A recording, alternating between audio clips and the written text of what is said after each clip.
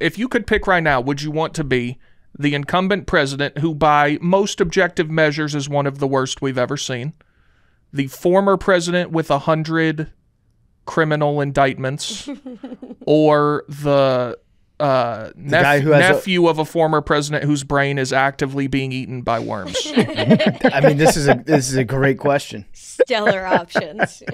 This is a fantastic question, Big T.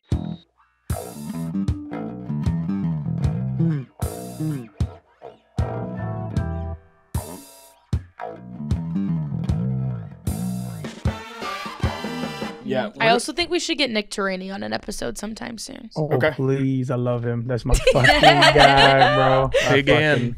That's my guy, bro. The only problem with that is he does the yak. True. That is true. And we record our show at the same time as the yak. That is true. So that We me do and it Big Cat. in the morning. Let's do it in the morning. Arian is willing to switch his whole schedule for this I man. will Yeah. change my day Arian would around not for play Nick. golf for a day to I talk will to absolutely Nick. take a day off. I need a rest anyway, man. You know?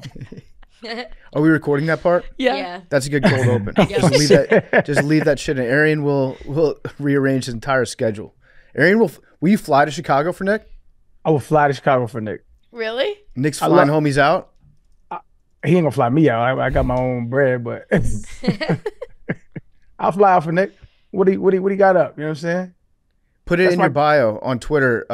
The plane emoji. Have like Houston plane emoji. Nick Turini. Where we at though? As much as you can love a man without being gay, I love Nick like that. That's just a fucking. It's just a great dude, bro. I love him. He's a good dude, man. He is a good dude. Agreed. I think you're just talking about friendship. Yeah. As much But as you to can the love a max. dude. It's weird. without- I really like this guy, but I don't want to fuck him. What's going on? They're Is that platonic normal? soulmates. No, I've had a bunch of friendships like that in the past where it's like, no, I really like hanging out with you. You're my friend. Let's go do things together, because when we do them together, it makes the occasion funner. There's a bunch of people like that. I love. You are those describing a friend. people. Well, I mean, PFT is kind of trying to make it weird. Don't make it weird, bro. I was making it weird. Yeah, you know. I was trying to push your limits and see how far you would take that. How much gay do you can love we us make without Arian? being gay? Not as much as Nick. I mean, you know that it might be recency and bias. You know, no, it wouldn't be recency bias. It would be what is it, like, kind of out of sight, out of mind, like that. Yeah. If you're out of sight, out of mind, but the prestige goes, like Denzel Washington.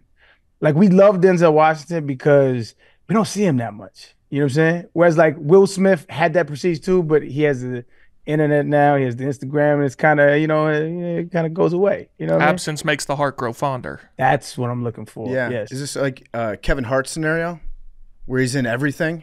Yeah, so you lose the appreciation for him. So I appreciate all of you, but I see you all the time. You know what I'm saying? Whereas Nick, he's just that little unicorn in the forest walking around that when I catch one, I gotta make sure that it be known that I caught one. This is sexual. It's getting sexual. Too many Equalizer movies for Denzel, though. This is he's your Gumar, to put in mafia terms. Side piece. No, see, now you bugging. See, podcast side piece. I got you. Podcast side piece. In my podcast. But hold on, run it back. You said there's too many. I haven't seen the third one, but the first two was crazy dope. First one was good. You could have talked me into a second one. I didn't need Equalizer 3. I know what happens. You don't like seeing people do like amazing, like. I will say stunts? I'm not huge into action movies in general, I but got you, yeah. I do something different, you know? Well, he has one of the most eclectic, you know. For sure, film- but you're saying he's out of sight, out of mind. One too many Equalizers. Didn't need the third one. I got you. I'm really in love with those movies that the either like a spy type vibe or like just some crazy action where you're just better than everybody else. You know what I mean? I like seeing that. I love seeing that shit. Also, if you need a third Equalizer movie, you're a bad Equalizer. You're not getting anything equal. You're still down. Yeah. What the third plot is about, so you may have Me some neither, merit to it. but if you're check the Equalizer should be one movie. He gets even, and then that's it. It should necessitate there being no more Equalizers. That's a fair point. That's great math, movie math. Big T, design your perfect movie. It's The Hangover. Okay. It exists. Okay. Perfect in every way. It is a good movie. It's a good movie. The first time I saw that, I got so amped up. I was like, well, I have to go out and party right now after this. It was like a drug watching that. They don't make comedies like that anymore. It's a damn shame. They don't. What about Jerry Seinfeld's new movie? I've heard conflicting reviews. Oh, it's so bad. What conflicting reviews have you heard? Well, I've heard from a guy I know who is very big into movies that it's literally the worst movie ever made. And I've heard from another guy who works here that it was a 9 out of 10. Okay. So I watched it 2 days ago. I was excited because Jerry Seinfeld's like comedic, royalty. He's like Drake. Likes high school girls. is he? Is he Wait, royalty? hold on. Give me this Jerry Seinfeld and high school girls thing. Oh, buddy. I have no idea. I didn't know about this either. You didn't know about this? No. This is he not like us? He might not be like. What's the deal with us? When he was younger, I think when he was taping Seinfeld in the early 90s, he was dating a high school girl. There's no way, bro. Yeah. Also, his Had a current 17-year-old girlfriend. When he was 39 in 1993. No. Yeah, and at the time, people were like, that's a little strange. Nobody made a big deal out of it. I didn't think it was that. I was like 12 or 13. I was like, man, Jerry Seinfeld's a dog. And then you become 39 years old, and you think of how fucking weird that would be to be with a 17-year-old, and it gives you that perspective where, like, there's something wrong with Jerry. Yeah, bro. Wow. Yep, it's confirmed. Julia Louis. No, that's No, That's lame. Julia Louis-Dreyfus. Oh, No, Julia, she's right up your alley. She says about it. Something she said about it, but it was I thought about her name. I can't find her name. But whatever. That's damn, Jerry, I heard you like him young. Yeah, You his better even have his a current sale wife, that they're one. 17 years apart. As you get older, I think the 17, Yeah, it's not as big as a deal, but like a 40-year-old and a 57-year-old millionaire, yeah, not that weird. no. But He clearly has a trend. if you're 39 and you're picking her up from school, No, You have to go to prom. yeah, Oh my god. no. That's crazy, bro. People say old enough to be your dad or whatever when you're like 15, 16 years apart. He was 22 years older. He should have been her dad. Right. yes. I be thinking about that, like with these long, and I think, as you age, like the age matters less, but I feel like there's still a huge, like if you're 20 and you date a 17-year-old, that's weird as shit, right? But like if you're 30 and 33, that nobody gives a shit, right? Mm-hmm. But maturity levels, all that shit goes into play. But I just can't help but think like that shit is just, I've never. Oh man, that's why I've always like older women though. I've always liked older women because they were always more like I could talk to them. Like we had like intellectually stimulating conversations. Like young Jones have always been like, this is a headache. Even people my age, I just never really get into people my age like that. Yeah, and it's funny because every episode of Seinfeld was about dating a good woman, but there was something like a tiny little thing that was wrong. And then they made that into a big deal, and that's all they could talk about. And then they ended things. In his real life, he was dating a 17-year-old, which is like that's way, way, way worse than anything they ever talked about on Seinfeld. Mm-hmm. I guess he just cares about tiny details. He's a big picture guy. He turned our mountain into a molehill guy is the best way to say it. Damn, I didn't know that. Can you get back to explaining the movie though? It was horrible. I think the best thing about the movie was one, they got the rights to the names of the brands they were talking about. I think it was Kraft and maybe Kellogg or something like that. Pop-Tart? Yeah. So, but they used the brands of the companies and their competitors. So that made it kind of authentic. I feel like cinematic visuals were fire. Like the settings, the colors, like the way they color graded it, like all that was like really beautiful, really well done. But it was I don't know how to say it. Like the dialogue was very dry, but not in the sense. It was like, I just didn't get any entertainment. It just didn't do it for me. I thought it was very, very poorly written. Which is my opinion. I've heard that it's dog shit. But you love Jerry Seinfeld's like stand-up? No, I've never found him funny. Oh, well, you said he's a comedic genius. No, I said he's comedic royalty, which, like, if you ask, like, who are some of the GOATs, like, he'll come up in the conversation, right? With Chappelle, Carlin, Chris Rock. He'll come up in those conversations. I've just never found him. I've always listened to him, and I've given him, like, a whole bunch of, like, because maybe it's me, you know what I'm saying?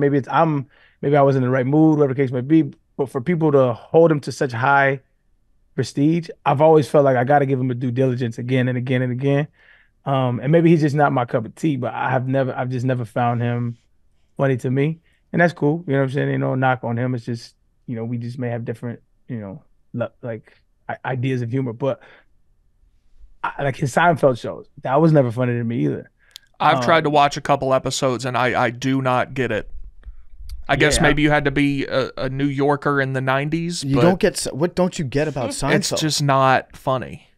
I think it's one of the best shows of all time. Have you ever watched it without the laugh track? That and Friends? Friends without the laugh track would be just painful. They're both shocking. No, Seinfeld's funny. I think Seinfeld's funny. I've never watched Friends without the laugh track. I think I'm gonna get You should. The bigger thing is that it's hard for somebody that grew up in an era with no cell phones to understand the predicaments that they're in. At the time, you couldn't contact anybody ever, and so there were more misunderstandings. I think it's less relatable because of that. I grew up in that same era, fam. Respectfully, Arian, respectfully, I think white people love Seinfeld. I do think that's the case. Like, so for me, and y'all probably won't think this, so Martin just got put on Netflix. I've been binge watching that shit, dog. Martin, to me, is like one of the best sitcoms of all time. So, like, I bet it's a similar feel. Mm-hmm. Like, if y'all watch Martin, y'all probably be like, I don't know that shit. Well, Seinfeld, he's actually trending on Twitter right now. Martin was funny. Is it for that? I didn't watch the show that much, but he's a very funny comedian. Seinfeld was like famous for not really having anybody but white people in the show. There was that one episode where they were trying to like find a black guy for George to be friends with to prove that he's not racist. And they were going through their entire list of friends. They're like, oh, there was an exterminator that came over to your apartment a couple years ago. Let's talk to that guy. And so they like played into it a little bit, but I think that Seinfeld was just white people like it. It was geared towards a white audience, and it ended up being one of the best shows ever, in my opinion. But it really proved to me that Larry David is just the GOAT. But see, Curb. That's the thing, though. Curb Your Enthusiasm, to me, like one of the better sitcoms of all time as well, too.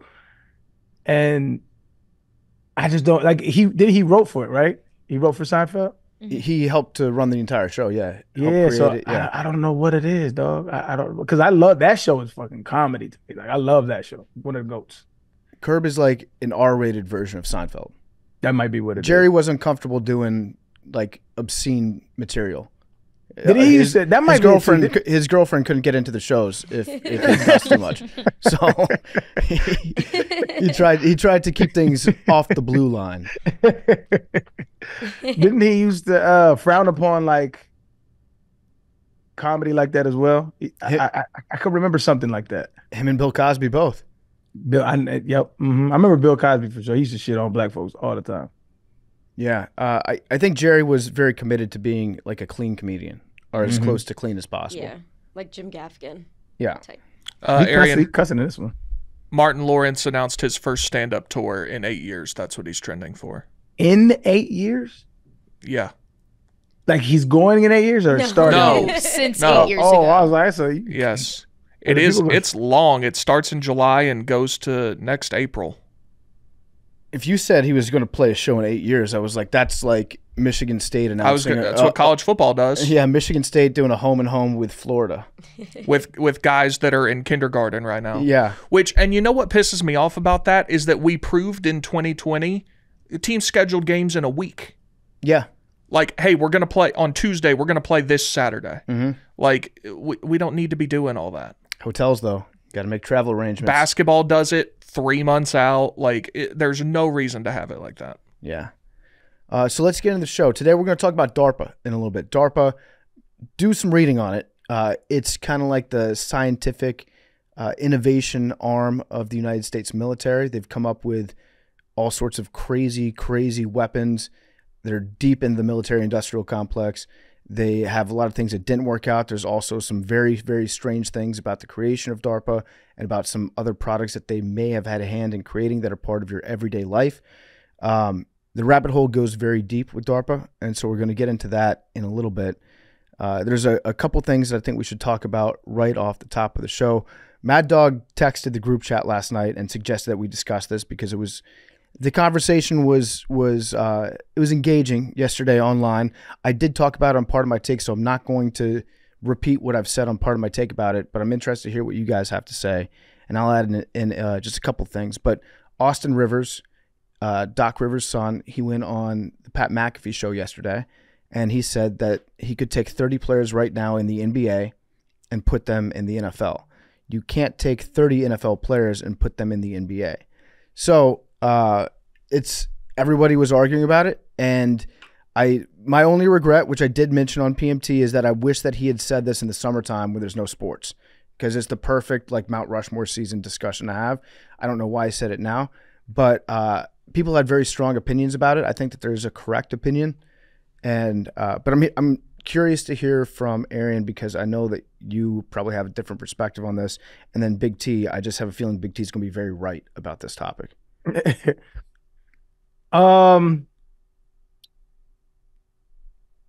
It's like apples and oranges, because if you're talking about actual NBA players and placing them on NFL rosters, and actual NFL players placing them on NBA rosters, I think he couldn't be more wrong. Because it's an easier thing to transition to a non-contact sport. And if you have been a non-contact athlete for your entire life and you try to step in an NFL arena, you'll get your shit pushed in. And by that metric alone, like, you gonna get dusted. Now, the opposite is also gonna occur, where cats is gonna be on the basketball court looking lost, but to me, there's a higher probability of success of transitioning to a non-physical sport, and cats who are extremely athletic, like cornerbacks, receivers, stuff like that, who have played basketball at a very high level, and some of them collegially. And so I just think, just by the pure metric of you not, if you take a year off of football, you could tell. If you miss a training camp and you miss a couple games into the season, it takes a little bit to get back used to that contact, like cats who've been doing it their whole lives. So for somebody who hasn't put on football pads if they ever did at a young age, nah, I don't see that happening. Okay, I was really hoping he'd say that. Arian's wrong. I agree for the most part. You agree that he's wrong? He's wrong. Okay. So I think what Austin Rivers said is probably more true than not. I don't know if it's 30, but there are guys in the NBA that you could put in the NFL, and they could probably play. I mean, they do it all the time. They take guys who've never played football before, that have played like college basketball, and they make the NFL rosters.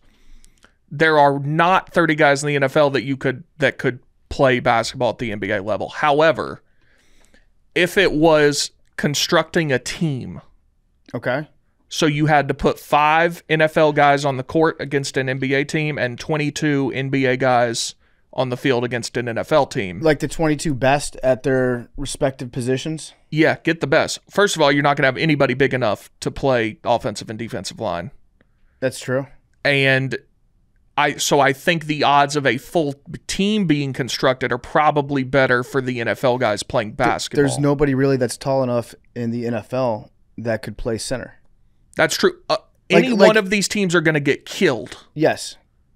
But I think you could construct a 5-guard lineup of guys who were like all-state in high school, who could conduct themselves competently enough to like play, and you just don't have the size in basketball width-wise to compete like on the lines in football. The thing is that being in the NBA, every single player on an NBA roster is incredible at the skills that are required to be a basketball player, like things that aren't part of playing football. So dribbling, shooting, like every player in the NBA can shoot. It's ridiculous. That's not true at all. What?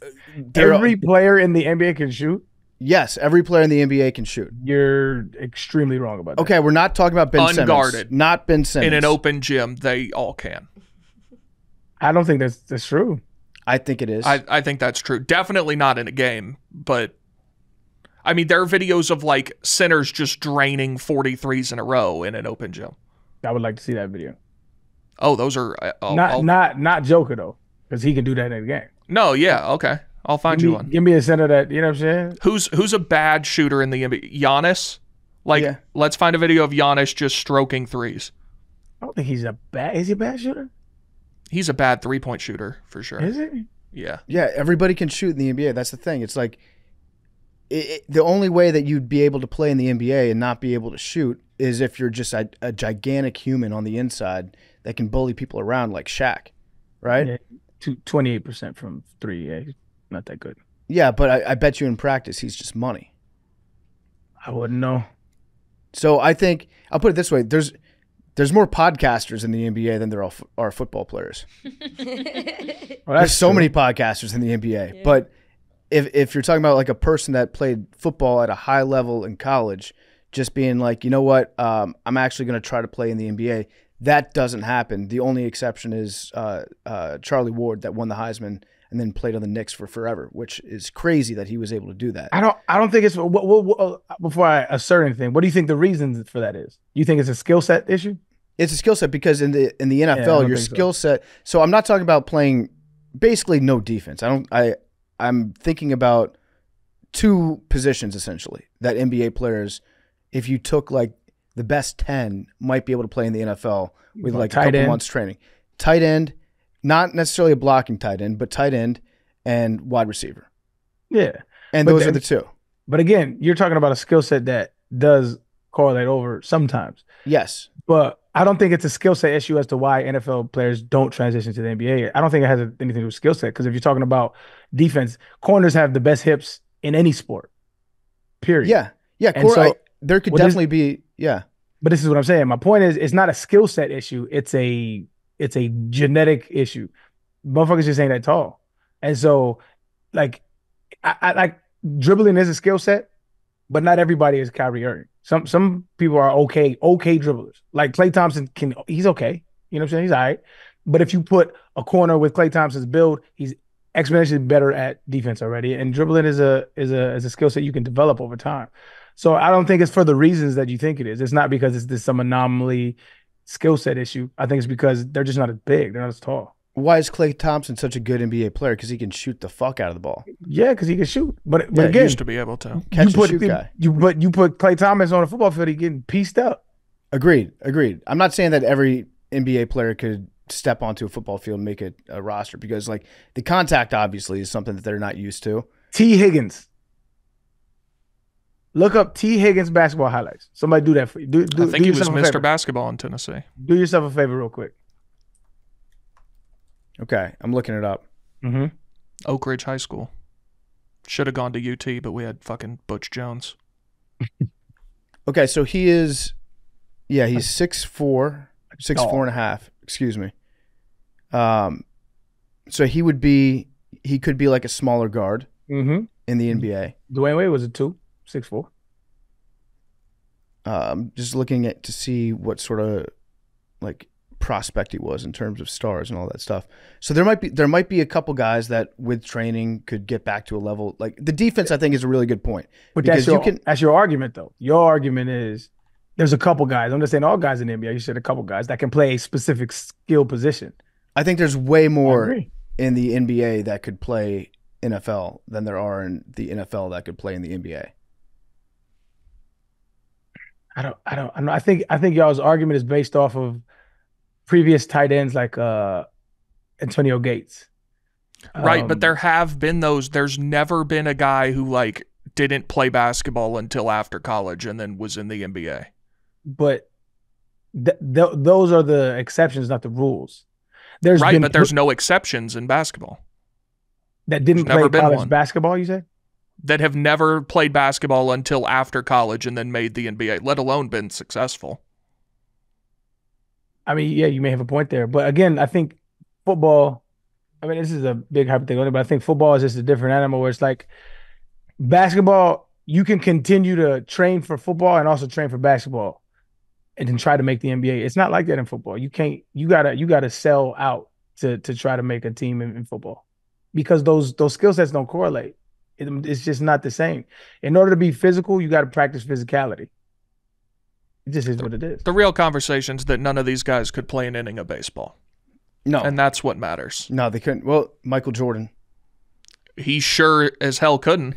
It was actually very impressive. Bo Jackson, Deion Sanders. What are we talking about? But they were baseball players first. You said, I'm just saying, you said nobody could do it. They can. What did Michael Jordan hit? What was his average? Not good. Although Terry Francona swears that if he just played baseball, he could have been good. I agree. Yeah, that's probably true. My guess is he hit like 160. He hit. Our office has shitty internet. Hold on a second. In 1994 for the Birmingham Barons, he hit 202. 202. That's pretty good.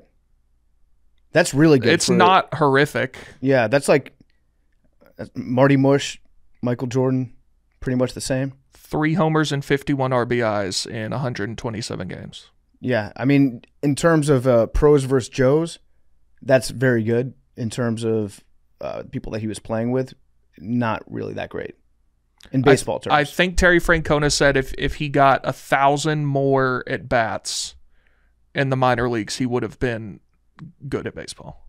Could be. But yeah, people are mad. People have big opinions about this. Nah, it's just one of them fun sports that nobody's right. You don't think anyone's right about it? Nah, nobody. When the fuck is this gonna happen?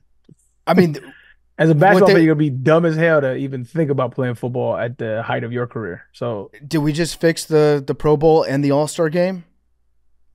Swap sports. The Pro Bowl every year, you do a 5-on-5 basketball game of the best basketball players in football, and they compete against like the rookies, the rookie All-Star team. I would pay to watch that. And that then, would be actually fire. Yeah, and then in basketball season, you do like 7-on-7 flag football, or maybe you do it the other way around. I'm in. This is it. This is the only way that you can fix this. I think that's actually fire. Oh, that shit would actually be, and yeah, it would be fire. I would watch that shit too. Let's make it happen, because I actually think that the guys would compete. Like football players, if they're getting an opportunity to play against NBA level basketball players, they're going to try hard, right? And so, I mean, I think so with the NBA players. And if you've ever seen an open gym in your college where the football team plays against guys that are on the basketball team, they take that shit seriously and they just get into fights and push each other around. Oh yeah, but yeah, we had some issues when I was in college. Make it happen. Did they let y'all just play basketball at like T-Rex? Mm-hmm. I feel like that's probably not allowed anymore. Yeah, it's probably because of what happened. We had one of our dudes.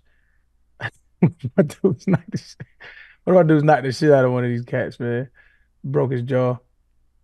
It was wild. It was a wild game. Would y'all just go play pickup, or did you play in like the rec leagues? No, I was pickup. We always did both, actually. We didn't do it in the latter parts. I think that's what, if I'm not mistaken, that's what happened. We was playing a pickup game, and one of the dudes kept fouling Buddy, and Buddy was like, "Hey man, if another one of you motherfuckers touch me, y'all gonna feel me."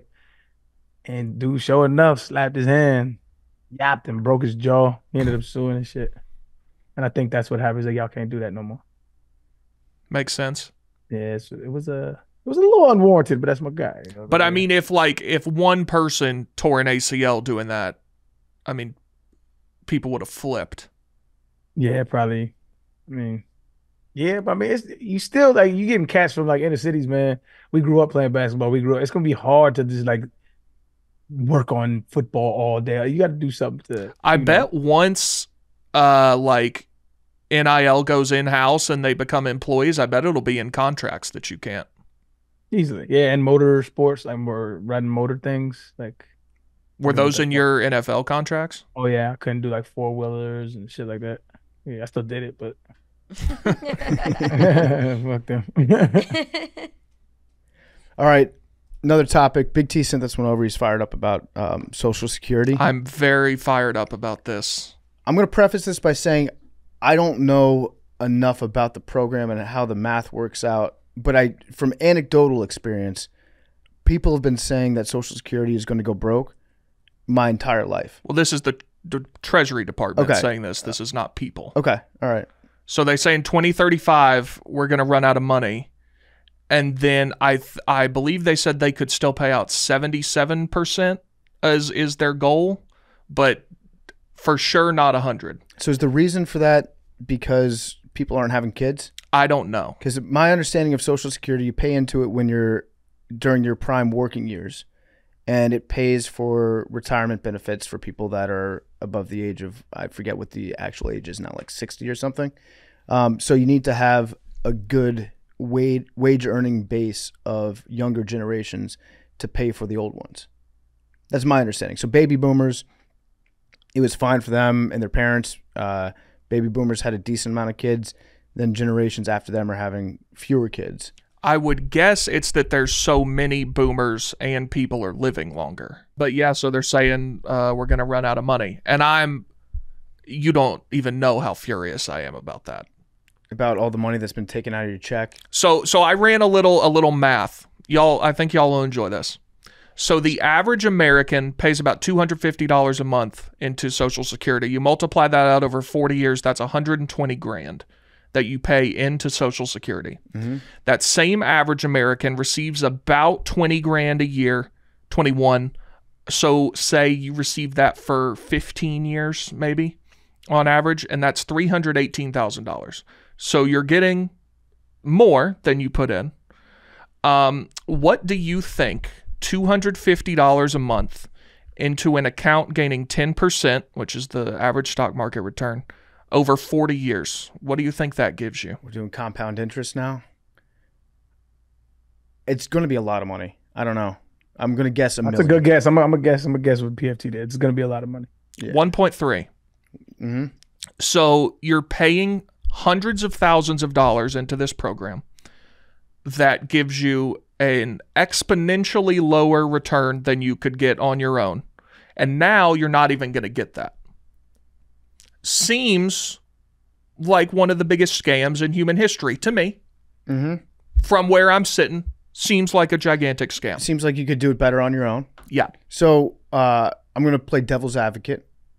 What about the people? So are you saying that we should just get rid of Social Security and the people that are now receiving it, they paid into it when they were kids, when they were growing up, they don't get their money back?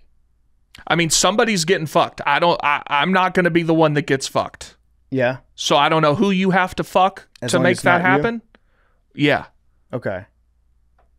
And I think, that's the question about doing anything with Social Security is that seniors, by the way, seniors fucking love to vote. They love to vote. One of their favorite things. It is. It's a big day for them. They get like vans together. They drive other seniors to go vote. It's a big social event for them. But they vote. So politicians are terrified of doing anything to Social Security. Which is why we're at this point. Yeah, but I guess some generation's going to have to get fucked. And you're 100% correct about that.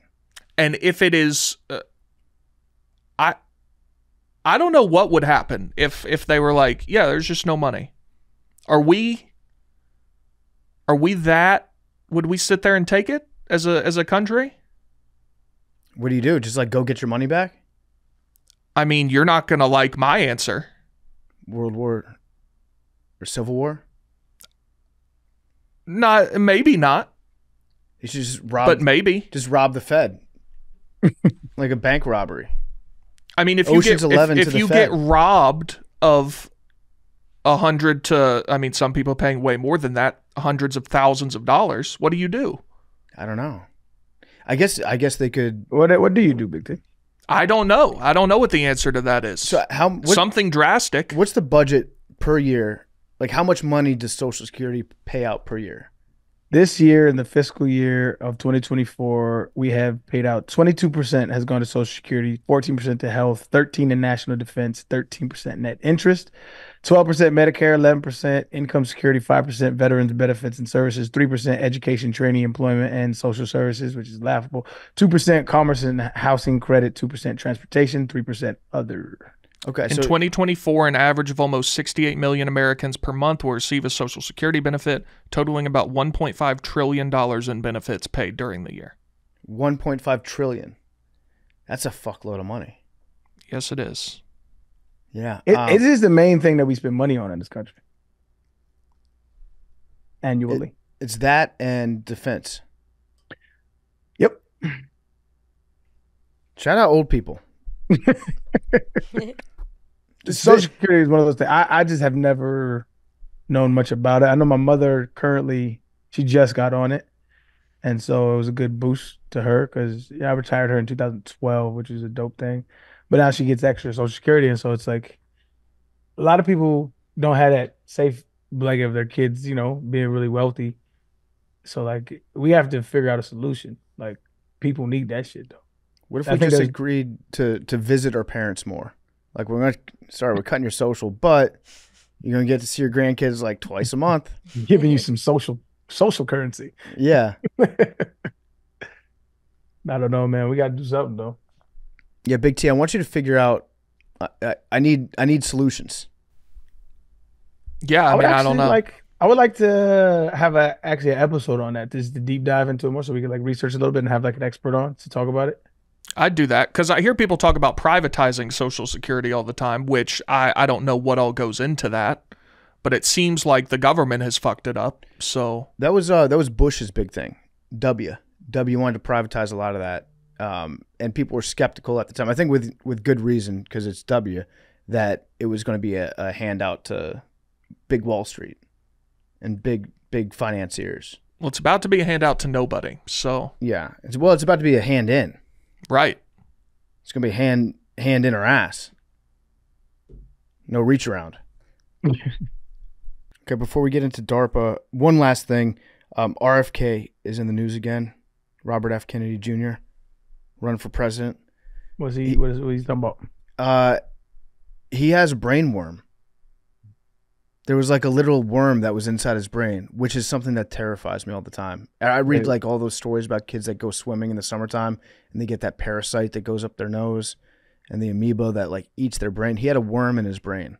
Like a real for real worm? Yeah. So it was 2010 and he thought that he was getting like some sort of brain tumor because his uncle had brain cancer and his dad and his other uncle also had brain related mishaps, but he thought that he was having like a brain tumor and he went to a doctor. They said, yeah, there's a discoloration on this MRI. We think it's a tumor. He went to another doctor and the doctor was like, actually, no, that's a parasite worm that's gotten into your head and it ate part of your brain. But the good news is then it died. I didn't know that was a thing that could happen to somebody, but now I'm terrified about it. How do you get that? Yeah, how do you get a brain worm, bro? It's any sort of parasite, like I don't It's know. like swimming in a lake. I'm guessing, yeah, water goes up your nose, Yes. but that's the amoeba shit that happens. Like, Hey, yo, happens ass out the in- water, man. Yep. I don't get in them. Lakes, oceans, rivers, streams, any natural body of water, you will not find me there. Big G ain't gonna be there. I might sit on the sand up near it. That could be a great time. You will not find me in the water. So people get cystic cirrhosis. People get cystic cirrhosis when they swallow T. solium eggs that are passed in the feces of a human with a tapeworm. Tapeworm eggs are spread through food, water, or surfaces contaminated with feces. Humans swallow the eggs when they eat contaminated food or put contaminated fingers in their mouth. Hey, yo. I can't. Let's see, now, I hate hearing stories like this. Give me the heebie-jeebies, man, where it's like, oh, now I feel like I got something on me right now. You know what I mean? Yeah, I don't like that. I don't like that. It's yeah. I'm beginning to join the team of like fuck stagnant bodies of water. I'm still all in on the ocean, all in on the river. So I don't think. Yeah, I don't think you can. I mean, I guess you could. It's possible, but the specific brain worm that he got is cystic cirrhosis, and It's from the consumption of tapeworms in feces of humans. So this means like you probably ate something that was like out on the counter or something like that. But feces of humans. Hold on now. Like human shit? That's the feces of humans. So it's like not washing your hands? Man, I don't know. I don't know enough about it. I'm just reading up on it. Like, but that's what it sounds like.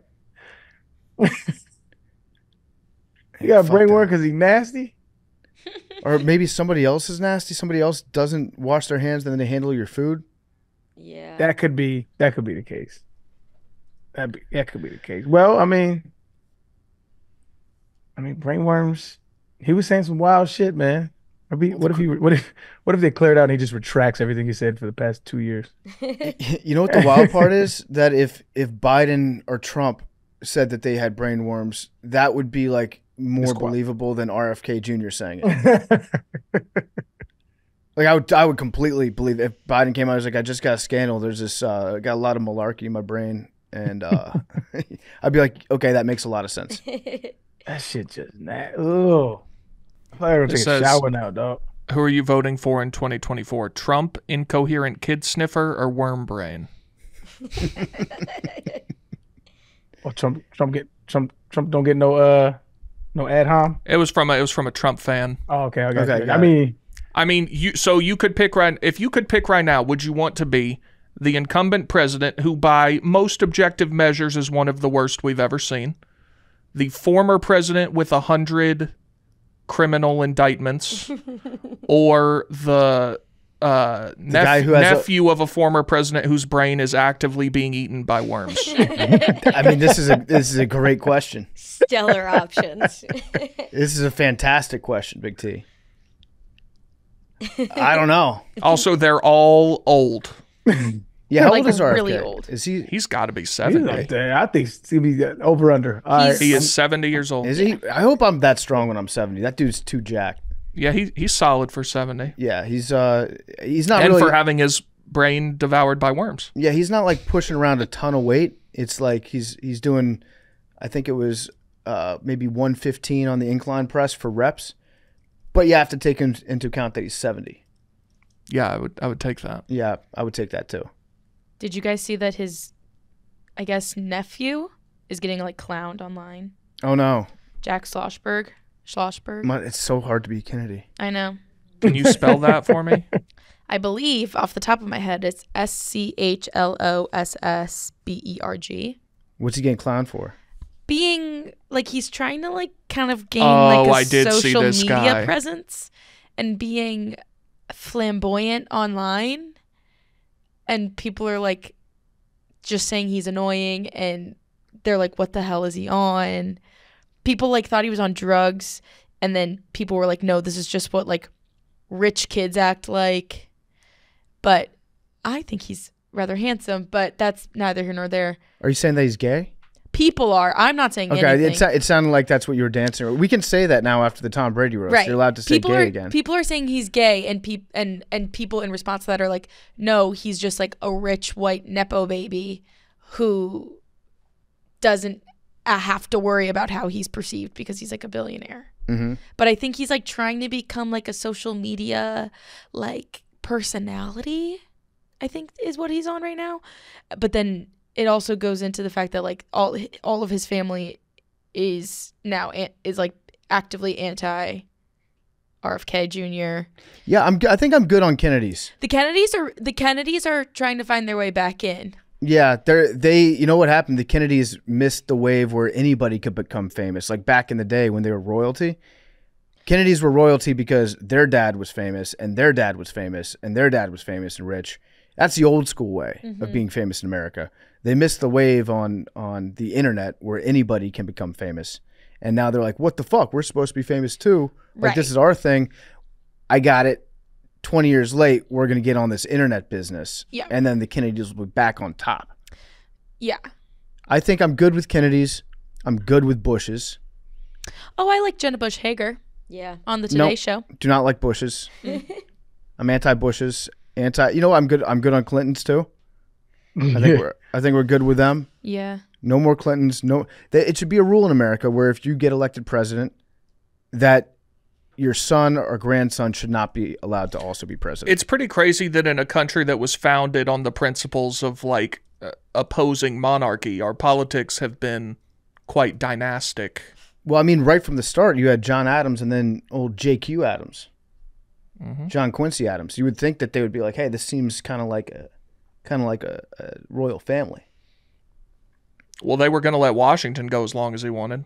That's true. Shout out GW. You said, I do not want to be a king. I think the two laws I would like to see: if you're president, nobody else in your family can ever be president, and also after you're done being president, you go straight to prison for 10 years, 10 actual years in prison. Don't care who you are. You talking about broke some actually laws. like in a cell block, or is it one of the protected custody ones? In the cell block. Well, you can't be in gin pop, I guess, because somebody would make a name for themselves. Yeah, somebody gonna tap you, man. And just What about just house arrest? No, I want you to be in prison. Like a Martha Stewart. I think they would prefer house arrest after being so in the public light for so many years. Yeah, well, no golf. That's what Yeah. they do when they get. How about this? That would be How about tough. you go to prison and your cell block is just other former presidents, but you don't get preferential treatment at all. You don't get special meals. You get prison food. You get the same rules. You have to be in your bed for lockdown. It's like normal prison, not like maximum security where you're out of your cell for 1 hour a day, 1 hour a day out in the yard. It's like you get normal prison rules, normal prison food. You get wardens walking around. Then you might get presidents getting in fights and like knocking off a new guy that gets in. Like Biden walking in and Obama's like, fresh fish. We got fresh fish. What is it, 4 alive right now? 4 or 5? Carter, Clinton, Bush, Obama, Biden, 5. Trump. 6. Damn. Yeah, so it's gonna be a small place because we always elect old motherfuckers that die soon.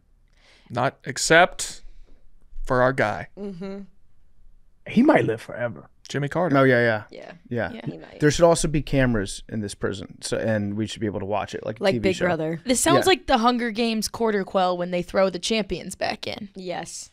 That's what I was about to say. That was a dirty move, bro. Yep. Dirty move. I love the Hunger Games. But yeah, that's what it sounds like. It's like a mix of the Hunger Games and like the Truman Show a little bit. Yeah. The best way is like Big Brother, where it's just them in there, and then after 10 years you get out. There might be like, I don't know, some sort of way to reduce your time where they have to compete against each other in something, Or should it be like Survivor? where they vote each other in, No, where they're on like an island. but you want to leave if you're in prison. So you'd want to get voted out. Okay, but then they don't get voted out. So you're They're saying just on an island. you're saying hypothetically we could take guys like Bill Clinton and Donald Trump and then put them on a jet and then fly them to a secret island somewhere. That's true. They would hate that shit. That's true. They would hate that. Real quick, I only saw like the first Hunger Games movie, maybe the second one. How does that end? What happens? Okay, spoiler alert for the Hunger Games. Yeah, I want this. I've never heard how it ends. From my, I haven't read it in a decade, but basically PETA and Katniss end up together and have children and break away and have a good normal life. And the end, but like a lot of the people die. But like the main thing is that PETA and Katniss end up together and have children, and then it's like the end is like they're in a field and it's like maybe everything will be okay. That sucks. What'd you want it to happen? I don't know. It was pretty dark throughout. I was hoping maybe something more interesting. Well, they have to fight against. Oh, I guess. Well, they have to fight against the president, and then they basically have like a civil war with the president. Got it. President Snow. Hey, Maddie, I got a question. You Catholic, right? I am Catholic. Yep. You fuck with the Pope? Like as a concept, or like Pope Francis. However you want to take. Like, People love Pope Francis. I like Pope Francis. He seems like a pretty He's like a chill pope. Yeah, he compared seems to pretty the others. progressive based on what we've been given the last century. I would agree with that. Yeah. I would agree with To be honest with you, I've never really thought about if I fuck with the concept of a pope. that. Mm-hmm. I don't think I have much of a choice to fuck with it or not fuck with it. All right, so there was this. The reason why I asked, there was a story going around where he washed the feet of 12 inmates Yeah. and kissed them. What is that? Jesus, it's a story in the Bible that Jesus washed the feet of people in, oh gosh. His disciples. Yeah, his disciples. Thank you. So it's a thing, like people do it at Easter time too, where people will wash other people's feet and kiss them. Have you seen that He Gets Us commercial? Yeah, no, I'm out on those. It's a bunch of different people washing people's feet. Oh, is that's what that was the in the Super Bowl one, right? Dun dun Yeah. dun dun. Yeah, I like the music in that shit. It is good, yeah. Yeah, but the washing of the feet is a like Catholic tradition. I don't know, act. Got you. Okay, yeah. So it's him symbolic. washing the So feet. Yeah. wash the feet. It's kind of like humbling yourself to those Yep. who are, I don't know, like frowned upon in society. Yeah, it's kind of like how Jesus hung out with the lepers. That whole thing. Got you. Okay. Yeah, Yeah. I fuck with that. I fuck with that idea. I don't know if I watched. Yeah.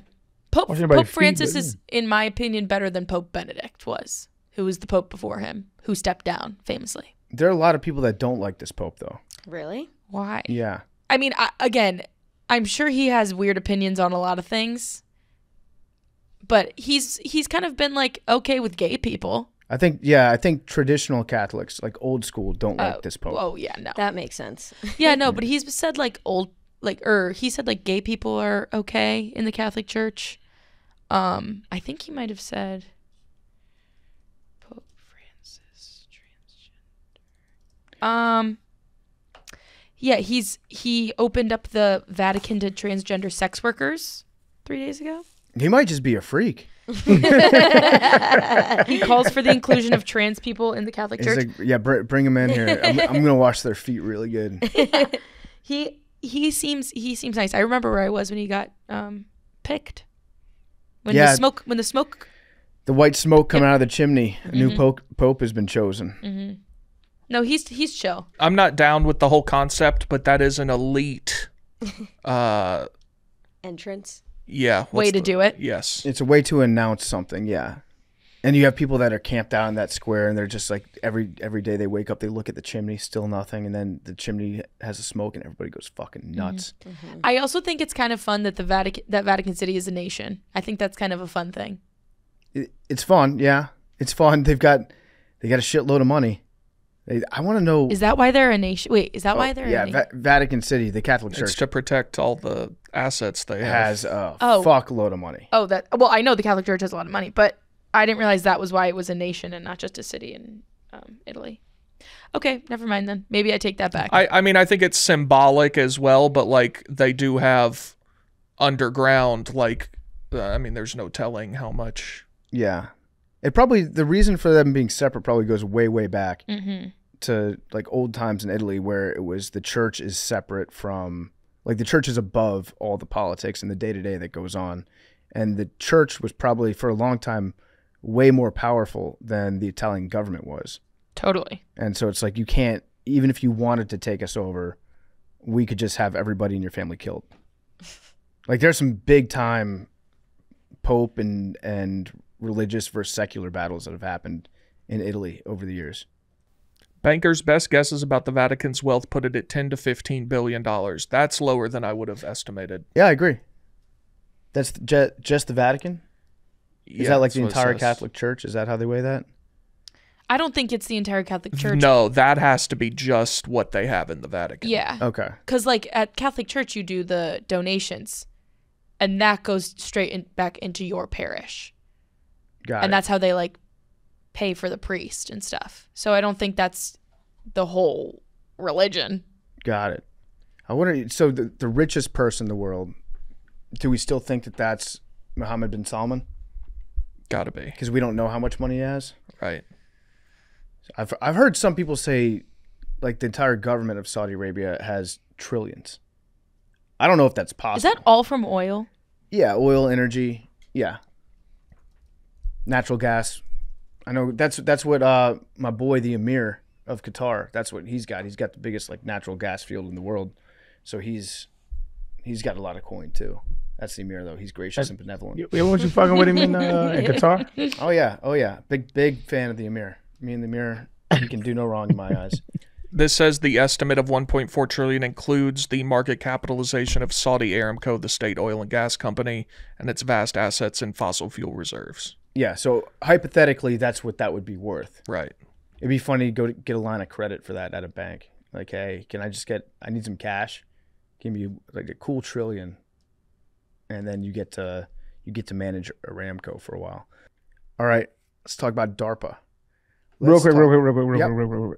I wanted to see if you knew anything about this.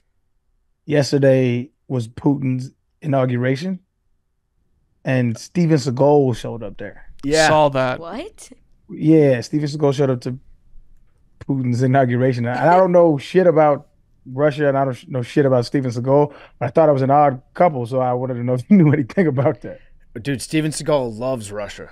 Absolutely loves them. I think he's friends with a bunch of oligarchs over there, and so he's all in on Putin. He loves it. There's a very funny video of him.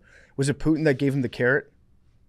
I'm not familiar with that. Oh, you haven't seen it? Look up Steven Seagal video eating carrot.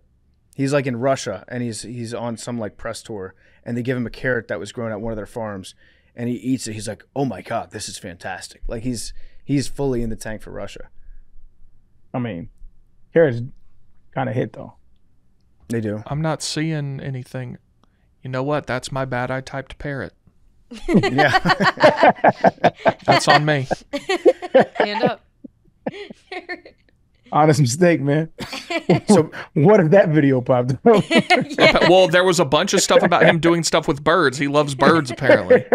And I was like, where's the carrot? Steven Seagal he's such a fucking weird guy. You know that he loves sitting down, like more than anything in the world, which I respect him for. It's kind of lit. Oh, yeah, that's a clutch. professional layer. I get that. Might be with him on this. Hold on. Also, this was the Belarus guy that gave him the carrot. Oh, it was. That wasn't Putin. Yeah. Well, Belarus is a puppet. It's right. Yeah. But it's a very funny video of him just eating a carrot.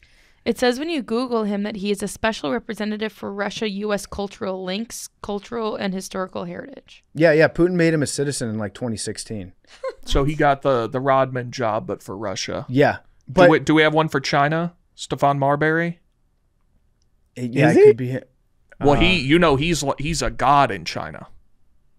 I did not know this. I believe there's a Stefan Marbury museum in China. Is it really? I believe so. What's the? I don't. He went and played over there and became like the biggest celebrity in the country. He got a bad rap for. I remember he went on. He was like, matter of fact, he was, to my knowledge, he was the first 24-hour live stream person. Like he was the first one to do that. And I think he did something like with some Vaseline or some shit like that. Like maybe he tasted or something like that. And like everybody thought he was going crazy because of that. Y'all don't remember this story? It's like Jersey Jerry. It's Marbury After Dark. Yeah, no, there is a Stefan Marbury museum in China. He was at the Knicks game the other day, and it actually made me look up seeing if there's still any Starberries in circulation. Mm-hmm. I was interested in buying some. They don't seem to make them in 17s, but I did see some that were like, I would wear those to play. Yeah, no, the dude was a legend. Conversation piece. Legend of the game. He would be a good one for China, I think. Steven Seagal he's been in and around Russia pretty nonstop since like 2016. And so Putin's had him kind of like his representative to the West. And Steven Seagal is such a funny character. Bad guy. I'll just say that about Steven Seagal. Base me. Okay, so this is, I don't know if I've ever said this on the show before. I don't want to name any names, but I do know this from a first-hand account. It is a first-hand account of how Steven Seagal operates as an individual, right? So he loves Asian women. Nothing wrong with that. People have their own proclivities, their own tastes. He will meet young Asian women on the sets of his movies that he's on. He's also not like us? And then, well, no, I'm not saying not To my knowledge, I don't know if they're under 18 or not, but they're definitely in that area. Gotcha. Right? In the 18-year-old area. He'll meet Asian women on the sets of his movies, and then he'll be like, I can get you a job in Hollywood. I can help you out. Just come out to my ranch for a while, and you can work with me as my personal assistant. And I'll show you the ropes, show you how to get involved, and we'll get you in movies, and it'll be great for your career. They go out to his ranch that he has, and it's like 15 or 20 other young Asian women that are living out there like it's a sleepaway camp. And they have to do his laundry. They have to cook for him. They have to please him, give him massages. He's got like an entire setup. I don't know if he still has it because he spends a lot of time in Russia, obviously. But when he was in the United States, he had just a private hostel of young Asian women that he would force to work for him. And then he wouldn't let them leave. He would make it very hard for them to leave. It was like the Steven Seagal compound.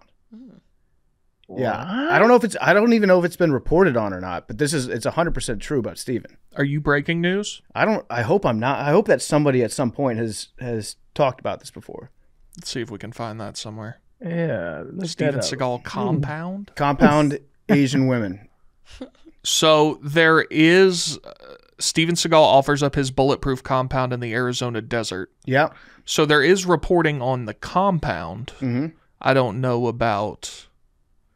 Most of the things I'm saying are just that it's bulletproof. You said it was 100% true. How do you know it's 100% true? Because it's a firsthand. Well, I heard it from the firsthand source. So that wouldn't be 100%. But I know what was happening in her life at that time. Oh, okay. So you know somebody that it was affected by it. It was somebody that I knew before this happened and after it happened, and I got like the full rundown. I knew while it was about to happen. Yeah, I've never heard of this. Sounds real predatory, bro. Yeah. Weird guy. Bad guy. I hope what you're saying is untrue, but this house looks awesome. I'm sure it is. Send it to the group. It looks like he sold it. Dude, Steven Seagal is such... I mean, he's so funny. He's a bad guy, bad person, but his whole brand and image is so funny. He did like a cop show in Louisiana, I think, where they deputized him as a sheriff. Oh yeah, he like plays cop. Yeah, he drove a tank into a building and like destroyed a building when he was playing cop. And they're like, "Yeah, we can't have you around anymore. You're running people's houses over with tanks, Steven. That wasn't part of the job." But yeah, back real quick to his whole sitting thing. So especially later on in his career, he would write it into his contracts on movies that he was not under any circumstances to be standing whenever possible. So there's some movies that he's in where he gets into fights, but he's sitting in a chair the entire time. And it's not because they chose to do that to make the movie or the fight scene more interesting or dynamic. It's because he just didn't want to stand up. That's legendary. Yeah, it is. No, that rocks. It is. And he's always got these dudes around him that, like when he does his martial arts demonstrations, that sprint at him and then he like touches them and they go flying. Those guys are the best. So hold on. So he did fight scenes sitting down? Yeah. And so it was more like camera manipulation. It wasn't, maybe they crafted the story in a way that he just happened to be sitting down while he was fighting the bad guy. Yeah, they had to rewrite the fight scene because they're like, Steven would prefer to be sitting at this time. So is there any way that we can incorporate a sitting fight scene where he kills somebody but doesn't have to get up? But it works, man. Yeah, I had no idea about any of this. He's always been like a figure in like, isn't he big in martial arts? Or is that like a myth? Aikido, yeah. No, he was like I don't know if he's world champion, but he was recognized as being one of the best Aikido practicers, which is it's a very funny martial art. Yeah, Aikido is kind of bullshit actually though. Yeah. Yeah, Aikido is bullshit. Like I've heard a few people talk about this. Like I'm not huge into martial arts, but I did jiu-jitsu for a while. And I remember them talking about like Aikido is like, it's dog shit. It's like a foo-foo martial art. It's not real. Yes. Yeah. And that would check out with his entire life really. But he's like, he's a guru. And there's a very funny video where he's like touring some facility. I want to say it was maybe in China with another Aikido master, like an elder guy who's been around for a long time. And they're walking around and the Aikido master is showing Steven Seagal like his different techniques, and Steven Seagal is like learning from him. and there's this one poor bastard who's like a young guy that's in the room. You know, the guy who is in charge of just getting the shit kicked out of him in any sort of like martial art demonstration. Mm-hmm. The guy that knows how to attack, what's coming, he embellishes the hits. And this poor guy, he just keeps, like, the master brings him over and he's like, Steven, I want to show you this move. He's like, put your hand out right now. And then he touches him in like 2 places and the guy like crumples to the ground and begs for mercy. And then he's like, okay, you may stand up now. And then Steven Seagal's like, that's very good. You can also do a variation of that move by doing it, an element of the elbow pressure on the side. Come over here, let me show you. And then he just makes this guy crumple again. And they go back and forth like 20 times, just destroying this one guy over and over again, learning from each other, the master, the art of Aikido. Yeah. That'd be bullshit, dog. But yeah, Steven Seagal, it does not surprise me that he was at Putin's inauguration. What's like the most well-known movie he's in? Because Under Siege?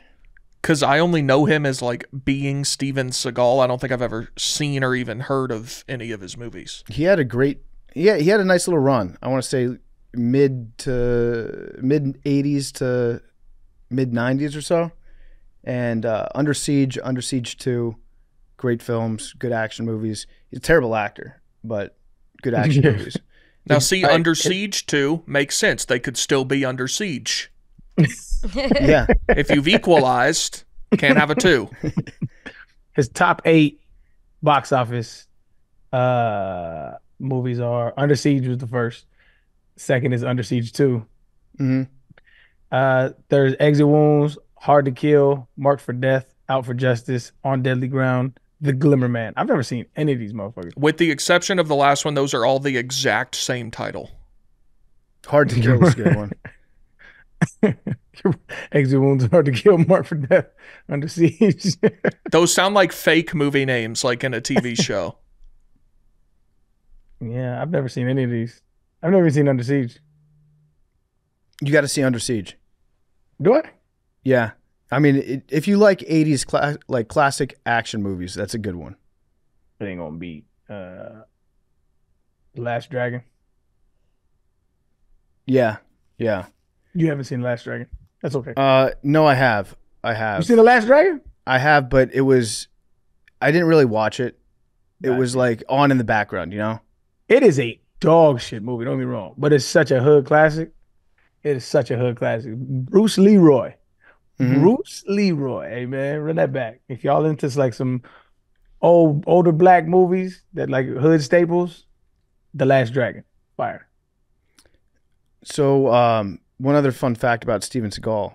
He was the host of SNL one year, and he was like the worst host ever. If you ask anybody that's ever been, like Lorne Michaels, who's the worst person to ever host the show as a celebrity, it's always Steven Seagal. So he came in during the week and he pitched ideas, and they were just like, we have to get Steven Seagal off the show. We might have to just do like a cast show this week with no host because it was so bad. He came into the meeting and he was like, I guess this was from Julia Sweeney. She shared this. He had this idea that he's a therapist and he wanted Victoria Jackson to be his patient who'd just been raped.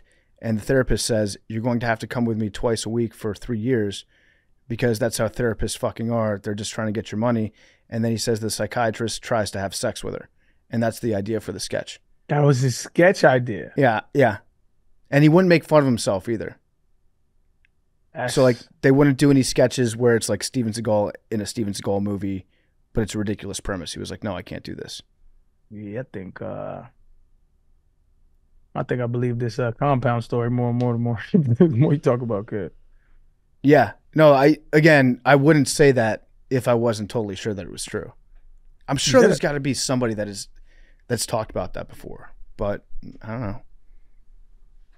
If nobody has, I'm glad that somebody is now because he's a piece of shit. But I'm glad he's at the election.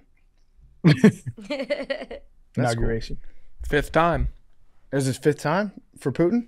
Yeah, fifth election. For Pooty Poot? Just squeaked it out too, I think. Yeah, was it 92% this time? Something like that, yeah. I miss Boris Yeltsin. Boris Yeltsin was the man. I'm not claiming it looked real to me. It might not be real. Did you see the video of the Russian soldiers walking into the voting booths as people were voting?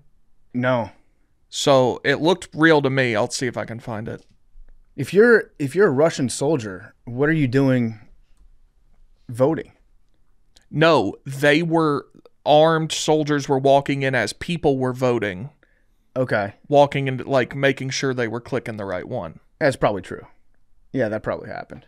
Although if you're a Russian soldier, you should be going in there being like, please vote for somebody else. Because I'm just doing their job, I guess. My life expectancy is like 2 days once I reach the front line. It's just bad on both sides out there. Like all the new they're like lowering the age of the conscripted for both sides. It's like teenagers going out there because everyone's dying. It's bad. I haven't really like seen anything from that war in 6 to 8 months. I just hear we keep sending billions and billions. I don't see anything. What's going on over there? I think Russia recently they've had a couple 10-9 rounds where Russia's they've taken the decision in those 2 rounds. I think it's probably like still around dead even on the scorecard. They've taken over some land. That's not what I want to hear. Somebody win. I don't care who. They've taken over some land. But ever since that initial incursion when the Russians were too bitch-ass to fly their Su-57s, it's been pretty much a standstill.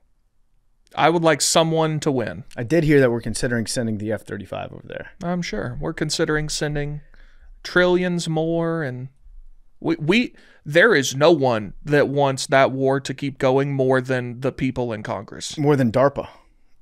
Yeah, probably. More than DARPA. I'll just say this as a fan of military aviation. It would kind of rock to see some F-35s go over there. Some F-22s. Just fuck them up. Why don't we just do why don't we have, for all the money that we spend on the military, mostly rightfully so, why don't we have a North Korean military parade with all our shit? I think Trump wanted to do that because I feel like I do remember that. He went to Bastille Day in France one time, and they do a big ass parade down the Champs-Elysees, and they have all the tanks, all the military vehicles, flyovers and shit. It's a big patriotic event. would love to see that. Just have nuclear missiles being paraded through D.C. You don't have to do that, but all of the planes we have and all the different, we have cool shit. Yeah, we do. We should, if we pay so much money to get this cool shit, we should be entitled to have it fly over our head so that we can go, fuck yeah. Agree, and we paid for it. Yeah, I agree. I agree with that. Yeah, you don't need to do warheads parading through the streets, but maybe a tank. Yeah, a few tanks. Yeah. I agree. That's not a bad take. I would, if that was in D.C., I would travel to D.C. for that. For the military parade? Absolutely. Yeah, I think Trump wanted to do it it might have been 2020 that he was going to do it. Fucking. And then COVID. Fauci. That's probably why China. What's he doing these days? I don't know, but China probably came up with the virus because they got wind of this cool ass parade we were going to have. That's a much more plausible theory than many that were purported in 2020. Pangolins.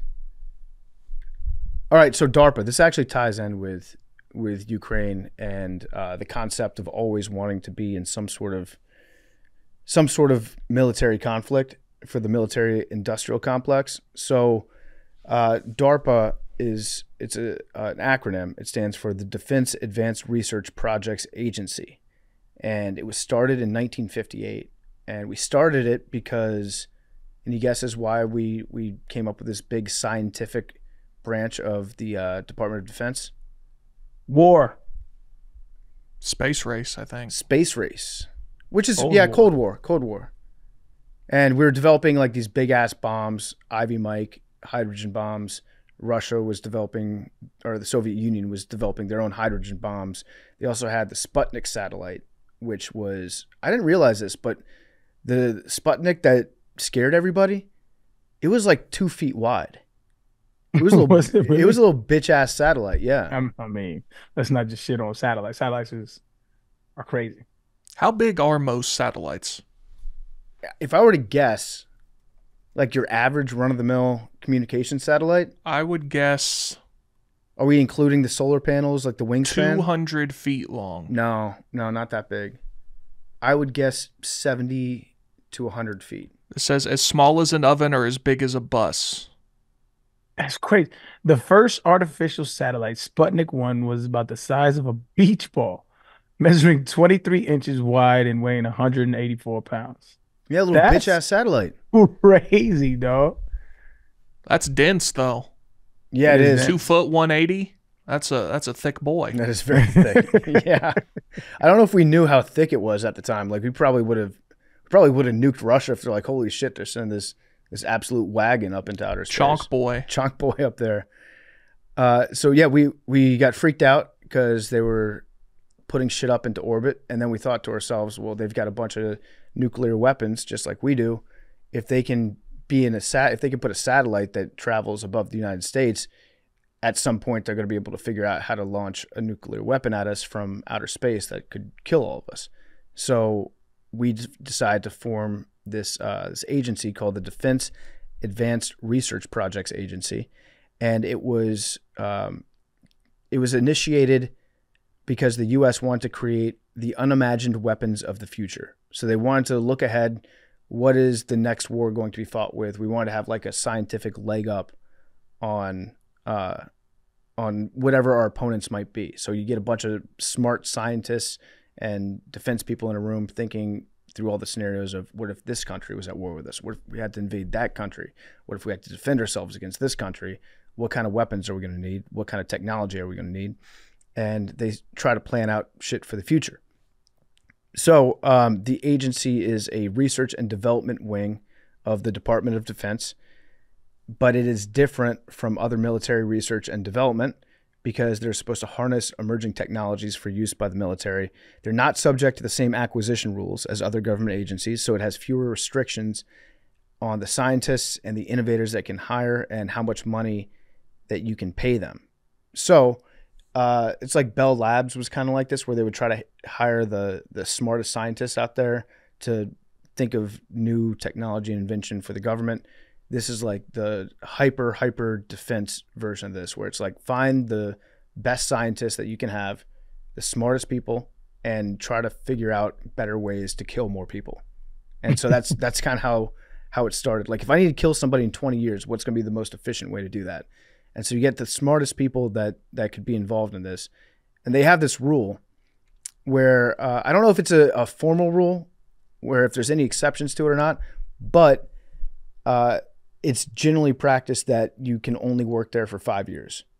So you're given you have term limits on being in DARPA because they give you like a project that you specialize in that they want you to dedicate all your energy to for this 5-year span. And they think that people work harder that way and they're able to accomplish more. Also, fun fact, one of the original members of DARPA, when it was founded, Jeff Bezos' grandfather. Do you know what just happened with him? I do. So somebody filed a Freedom of Information Act request about Jeff Bezos' grandfather and the work that he did at DARPA. And they said that they destroyed all those files. Yeah. Sorry, that information's been destroyed. Go fuck yourself, is what they said. Yeah, it's interesting. So funny how that works. He was brought in to work on space technology and ballistic missile defense. Pretty advanced stuff. The fact that I would have more respect for our government if they just said that all the time. Just get rid of FOIA. Just say, yeah, go fuck yourself. Like, that's what they do anytime there's real information anyway. We can neither confirm nor deny. Also, there's a 0% chance that's true.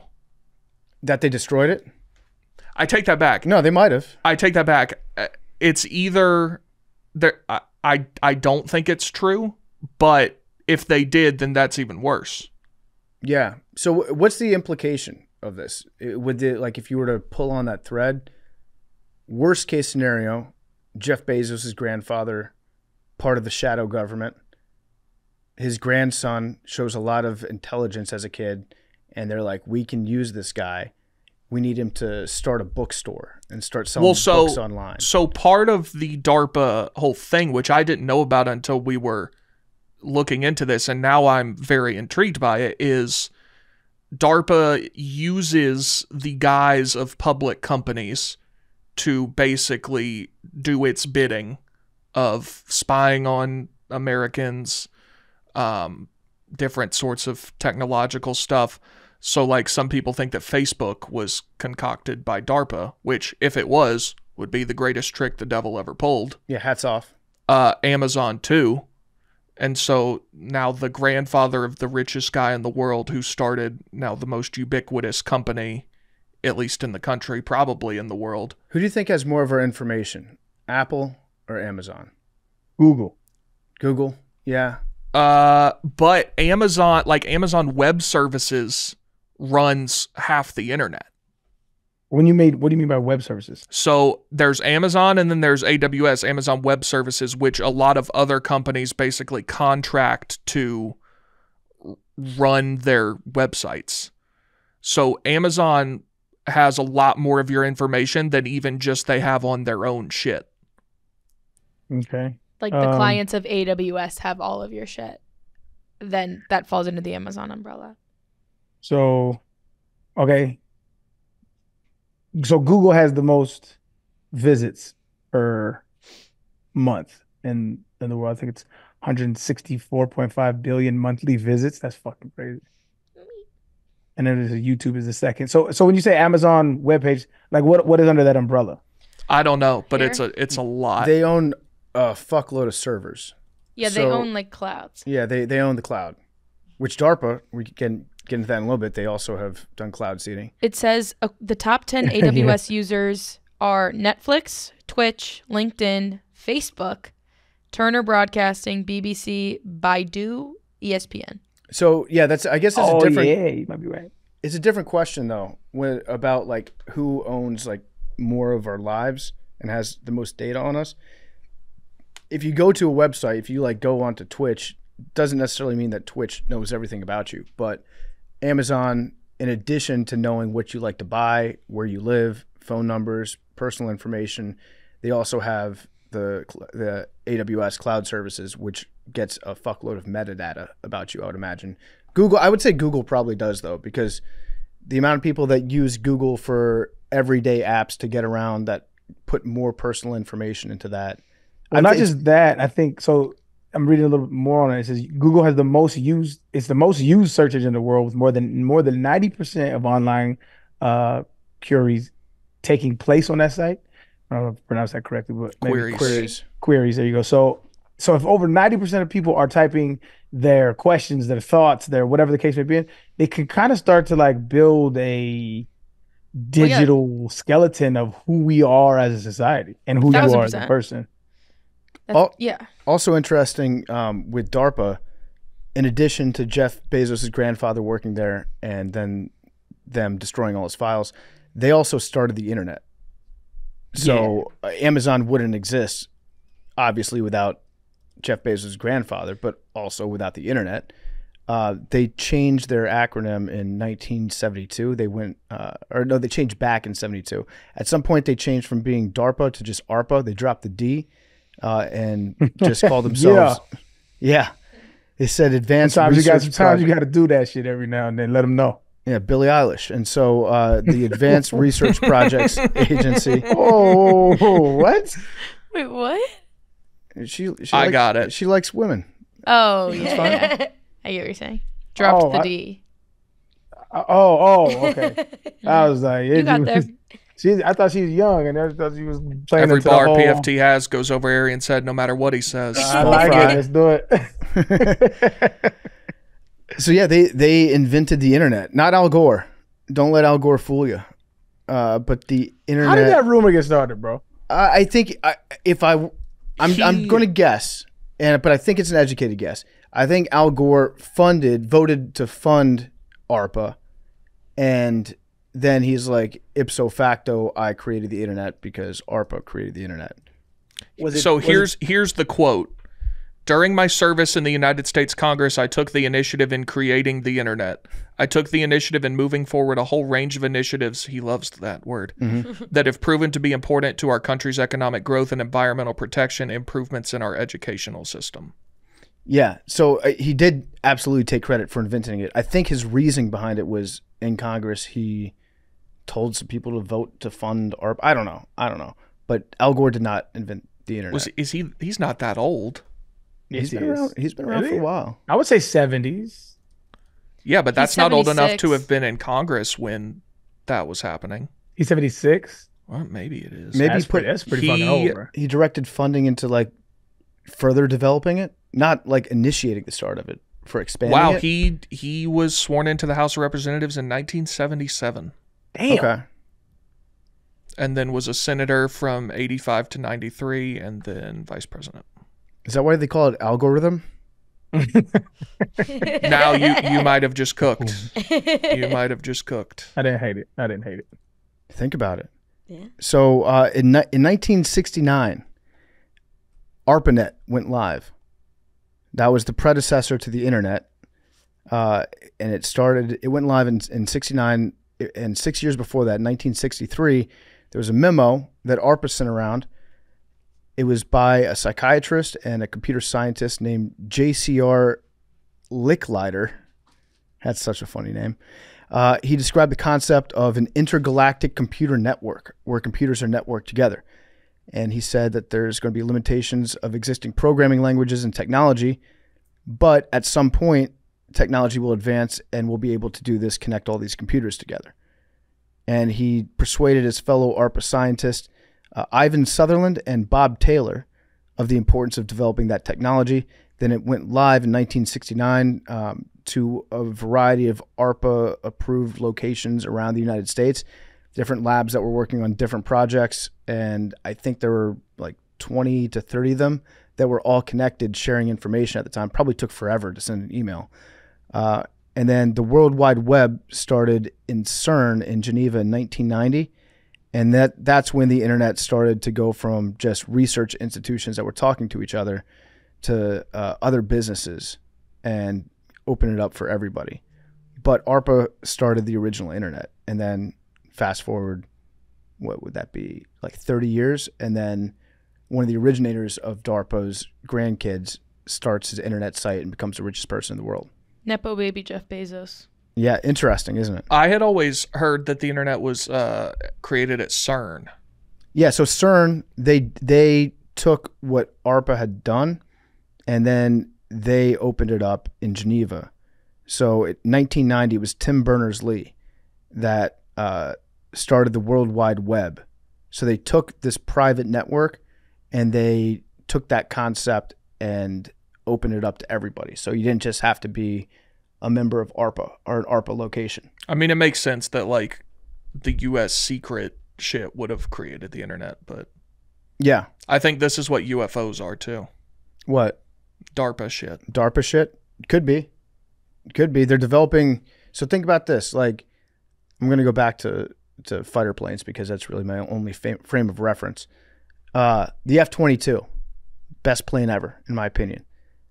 It's been in service since like the late 90s. It's been flying, and it was light years ahead of any other plane out there at the time. Never been shot down. Rarely ever been seen on radar by another country. This the Top Gun jump? No. Top Gun was an F-14 and then an F-18 in the recent one. Got you. My fault. And he also hopped back into an F-14 at the end of it. But the F-22 was just a dominant plane, and it's crazy technology, and it's still regarded as being an amazing, amazing tool of war. It shot down that hot air balloon, which I actually think that's the only kill that a Raptor has ever officially had. That's how good of a plane it is, because other countries are so scared of it that they won't, if there's a Raptor in the area, they will not even think about sending up one of their planes. But what makes it so? I'm not a plane guy. What makes it so unique amongst other planes? Because just being a layman, I don't know shit about planes. I'm looking at this plane. It looked cool as shit, but it looked like the other jumps. Like, what's the difference? It's mostly cool as shit.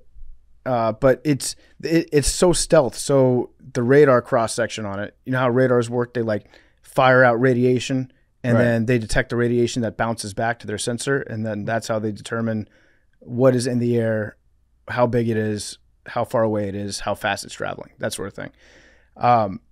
With a Raptor, the radar cross section of it, if you're firing radiation at it, is about the size of like a ping pong ball. So it's very hard to see unless you're super close to it. And if you're super close, you're probably already dead because it would just shoot you down way before you ever saw it. So that's the big thing it's got. And all sorts of things went into that. Like the type of coating that they have to put on it is like the most expensive coating you can ever put on it to like slick it up and make the radiation kind of like skim off it. All its weapons are inside the plane, so it doesn't have any missiles to bounce off of for the radiation. There's a lot of stuff, and it's fast. It's just a good plane. But how many of them do we have? I don't know. Maybe not that many, I don't think. Maybe like 100, 200. A lot of fucking planes. What does one of those bad boys cost? Ah, shit. I don't know. If you had to guess. 600 million? Only 350. 350 million, yeah. But the total F-22 program cost about 67 billion. Yeah. God, but it's damn. It's a good plane. It's a good plane. But that was in existence in like the late 90s is when it debuted, and it was incredible. It still is incredible technology that we think of right now. But the stuff that they've developed in the last 25 years has to be even crazier, like some shit that we're not allowed to see yet, which very well could be UFO type stuff and next level technology that's just unbelievable. We don't know about it. I find that far more plausible than aliens visiting. I've been watching more Tom DeLonge videos recently, and he's starting to make a lot of sense to me. More? You've been watching those for quite a while. More. I'm getting more into it. He makes all the sense in the world when you talk about different dimensions and discovering like how to transport energy from dimension to dimension from like the future. Once we develop all these crazy like ways of computing and artificial intelligence, and yeah, I'm getting down that rabbit hole. Anyways, we got cooler shit than the Raptor right now that we don't even know about. That's pretty much what I'm getting at.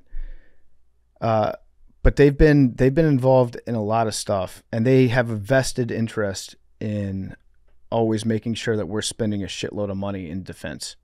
So if you've wondered to yourself, like, how come the U.S. always seems to be at war with somebody or selling instruments of war to another country that's engaged in war, it has a lot to do with the people that are making a lot of money developing this technology, and you want to ensure that that gravy train doesn't stop happening, so you find new ways for us to get involved in different theaters of war across the world. There's a dude that that golfs at this club that I'm in, and he works for Lockheed Martin, and he was telling me about all kind of cool shit like that. It's like an Iron Man layer. Yeah, like that's a wild. Personal for a soldier. Yeah. So what I've read about DARPA recently is that they're going in two very different directions with everything. One, they're trying to make as much shit automated, taking out the need for humans to put their bodies at risk in war. So they're developing these drones, like essentially badass fighter bomber combination airplanes that don't require a pilot. There's even some things that, like a new plane that is apparently being developed right now, it launches other mini drones like missiles out of it. So you put this one plane up in the air with one pilot, and then it launches like 5 different small drone planes that have their own missiles and bombs and shit that they can then go out there and try to accomplish the mission without putting the pilot at risk. And the pilot just kind of like operates everything from a like an Overwatch aspect, where they're like, okay, this drone needs to go here, that drone needs to go there. There's also new drone submarines that are being invented by DARPA that are supposed to be super stealth, and the best way to like attack a group of like hostile enemy carriers and battleships and stuff, go under the water where they can't see you. If you can develop like a stealth submarine and then attack from below, as opposed to like flying a plane and trying to hit it with a missile. So they're trying to do like more machine-based stuff, take soldiers out of it, but then they're also kind of obsessed with developing super soldiers. And that's kind of to Arian's point of the Iron Man suit. They're also trying to they're at the forefront of the whole Neuralink chips and brains thing, where they can enhance a soldier to put them into combat, and then that soldier can instantly share a picture of what the battlefield looks like in his own brain to another soldier that's elsewhere. They're funding all that research. They're also big into algorithms, where it's like they got a lot of data points going back to like the Vietnam War, where they would drop soldiers into combat in like the Ho Chi Minh Trail environment, and they would have the soldiers immediately enter things into like a very primitive handheld computer that would then get sent back up to like the chopper, which would then send it back to mission command or whatever, so that they could start logging all these different scenarios that soldiers have found themselves in, so they can get a big picture view of what the data looks like and then plan out for future wars that way. And I bet that was slow as shit. And I bet you the soldiers in Vietnam were so pissed off that they're like, you just dropped me onto the Ho Chi Minh Trail and now I have to like log on. And it's like, I'm sorry, we don't recognize your password. Please change your password. Password cannot be the same as your last password. I dealt with that today. Did you? On our the website that we use that has your, all your stuff for work, your pay stubs and all that. They said your password's expired. So I had to get a new password, but I had to put in the old password that I didn't know because I just used the fingerprint thing. Mm-hmm. So then I had to forget password, get a new password to put in my new password, whole thing. Yeah, there's no more frustrating thing on the internet than that. I wish DARPA would come up with something to... I'm sure they are. I guess most stuff runs off of Face ID on your phone. Face ID. I do Face ID. Like, I don't know my password to anything. Yeah, that's a trade off. If they milking information from me, yeah, I live a clean life so that I can open my phone without having to remember all these goddamn passwords. I am vehemently opposed to all of the data collection that goes on, but I'm also resigned to it. Like, what am I gonna do? Yeah, they won. Yeah, no, for sure. So may as well enjoy the conveniences, I guess. A couple other things that DARPA has invented over the years. Obviously, the internet. GPS, they were instrumental in creating GPS. Goes back to the 40s, before DARPA. But GPS was launched officially in 1973, and then it was only available to the U.S. military. But then at one point, there was a Korean Airlines flight that got shot down in 1983 because the pilot accidentally strayed into USSR territory and airspace, and they thought it was a hostile aircraft, so they shot it down. I think that's the one that it flew. It might have taken off, I want to say from Alaska. Maybe it was a stopover in Alaska or something. Anyways, they were trying to find it and figure out where it went down, and then the government was like, okay, civilians can use it too. So GPS was started by DARPA. They also might have started Siri. That's right, the Siri that you talk to. There was a DARPA project in the early 2000s. It was called CALO, Cognitive Assistant That Learns and Organizes. But it was a reference to the Latin word for a soldier's servant. And the research that started it focused on providing better technology to soldiers in the field via technology that could learn from experience, take instructions, explain what it's doing, and reflect on the experience that it just had. And the project lasted from 2003 to 2008. And different technologies got spun out of it, including Siri, which was launched on the App Store in 2010, February, and acquired by Apple 2 months later. I actually did not know that. Whoa, shit, my Siri's going nuts. If you're listening to this right now through a speaker, I apologize. Hey, Siri, what's up? Oh, can I show you something I learned on TikTok the other day? Hey, Siri, subscribe to Macrodosing podcast. I wonder if it would do that. We'll see. I'm not a Harry Potter guy, but this was cool as fuck. Watch this. Hey, Siri. Motherfucker. Hey, Siri. Yo, bitch. Lumos. Look at that. What happened? Lumos, Siri. Now she's being a dumb bitch right now. Hang on. Hold on. She's being insubordinate? Hey, Siri. Lumos. Did it turn on my flashlight? It turned on my flashlight the other day. It's supposed to turn on your flashlight. It'd be awesome if you said Dracarys and then the flashlight came on. That shit would be hard. It's supposed to do the Harry Potter thing and turn on your flashlight. It did the other day. I don't know why it's not doing it. Siri's a dumb bitch. So yeah, I agree. So Siri came out in 2010, but then Apple acquired it 2 months later. And then see, that's the type of shit where I'd be hella skeptical because it's, and obviously a government-funded program that is developing this like otherworldly technology. How can you possibly compete in the marketplace with people who have access to a $1 billion fund of unlimited resources of trying to come up with new technology to enhance your product? Yeah, it's crazy. Like, you have to, at some point, we've all used GPS, we've all used Siri, And it being directly spun out of a government defense research project, which also has deep ties into surveillance, is pretty fucked up. But they've got us. This was actually pretty recent as well. Apple, I guess they're getting sued. The U.S. Justice Department in more than a dozen states filed a blockbuster antitrust lawsuit against Apple, accusing them of illegally monopolizing the smartphone market.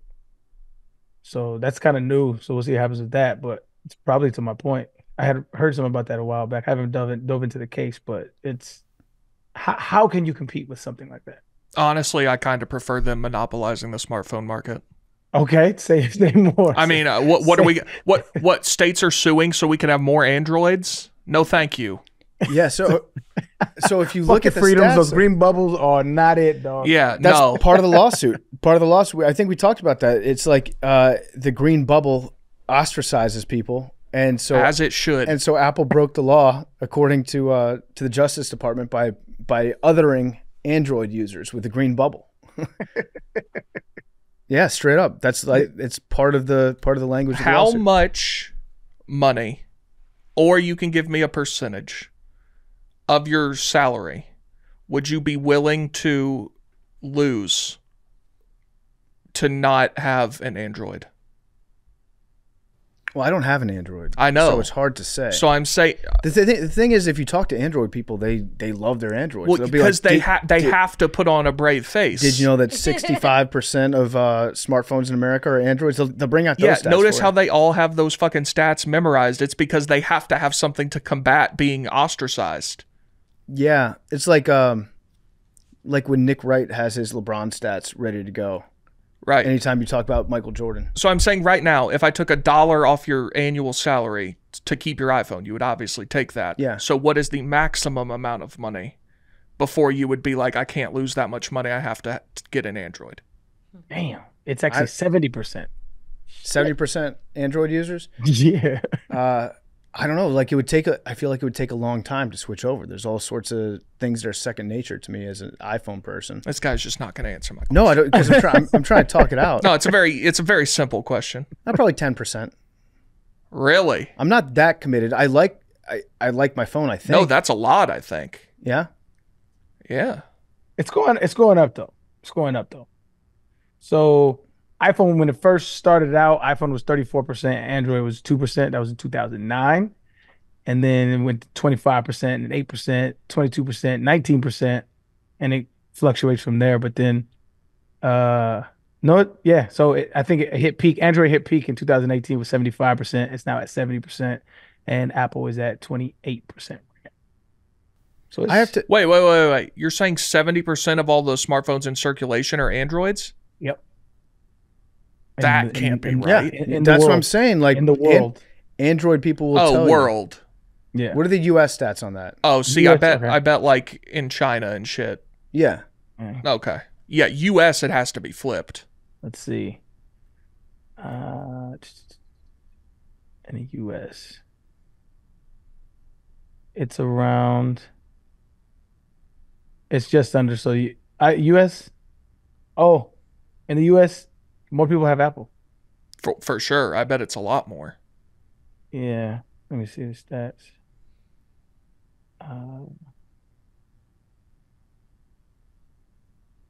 Why did you always fucking... Okay, U.S. As of 2024 in February, iPhone is leading the mobile market in the U.S. with 60% versus 38%. And so in the U.S. it's 60, 38. What are That's the others? still even higher than I would have guessed. What are the other ones? Like Cricket? Well, those fall under Android, I think. Those are Androids? I think. What could so it's like Apple be? It's a 20v1. It is. No, because like every other company falls under Android. Yeah. So this is what's crazy. So I understand their argument because like their pictures and their cameras are 1,000% better, right? Except for when you post it on social media. For some reason, it's like it's all grainy, whatever for whatever reason, right? Apple probably pays those companies to do that. Could be the case. I don't know enough about it. But if you look at so my computer here, right? This is a PC. PCs are way better for like gaming and stuff like that because it doesn't make you stay within the Apple ecosystem. There's all kinds of, now you open yourself up to a lot of viruses, but there's a lot of cool shit that you can find out there because it's just a free for all where it's not as consolidated. Where Apple is a very strict, you have to have access to their ecosystem in order to access it. And I think it's like a 30%. I know a couple of people who have apps with them. It's like you have to give them so much, but it's worth it because Apple's fan base is so like dire. Like I have Apple, I have a phone, I have an iPad, I have, the vision goggles, I have all this shit. Except for PC because it sucks for gaming. Apple's desktops are horrible for gaming. But I do understand kind of both sides of the argument because the ecosystem thing. PC people feel more free. Like there's so much more available, whereas Apple, you're kind of confined to whatever they think that you want. Mm-hmm. Yeah, you're trapped in. It's more open source on the Google side for sure. Yeah, and the Apple Store is like I think it's way harder with more rules that you have to play by. It's like less friendly to developers. Yeah, because we don't let the riffraff in. Yeah, they like. There's a barrier to entry. It is like a country club. Yeah. That used to mean something. Yeah, put a collared shirt on. Oh fuck. Yeah, no hats. No, you can wear hats. No jerseys. You can wear cowboy hats. Yeah, no jerseys, no chains, no backwards hats, no do rags. Yeah. We've all seen those lists before. Oh yeah. No athletic shoes. I once this was recent. I went to go meet my buddy for drinks and he was saying they were like nice sweats, right? I don't really have jeans like that. But they were like nice sweats. You couldn't tell. But I guess he got a little glimmer in the light and he was like, you can't wear sweats in here. I'm like, oh, these are nice sweats. Like I'm out here, I'm dressed as well as I can dress. And he was like, nah, and there was an Old Navy. He's like, go to Old Navy next door and get a pair of jeans. I'm like, bro, I'm not gonna. So their rule was, so because they were nice sweats and they were nicer than most jeans, he made up a rule on the spot that says they have to have belt loops. I'm like, bro, you're just making shit up now, bro. They have to have belt loops. It's a very How are jeans any nicer? Jeans are casual. I don't know, bro. I feel those rules are discriminatory, but I understand not wanting people to wear like, I know a bathing suit and fucking a tank top. All right, sell me on dress codes. Sell me on dress codes. Listen, I would never want to have a job where I had to wear like a tie every day. That would make me want to kill myself. But I understand like some places you don't want people wearing. Now, if you're wearing a plain black t-shirt and jeans, I think you should be able to wear that anywhere for the most part.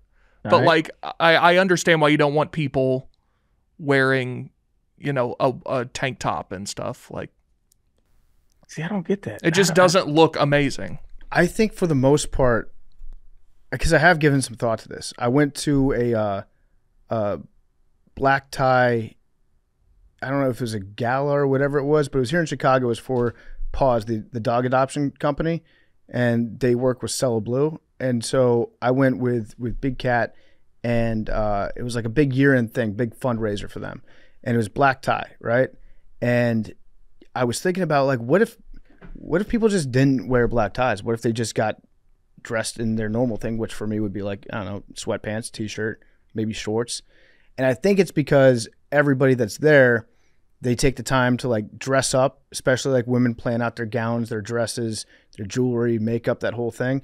And then if you see a bunch of people that are not dressed up, then you think to yourself like, well, what the fuck did I spend all this time getting dressed up for? And then you get mad at those people because they didn't play by the same rules that you did.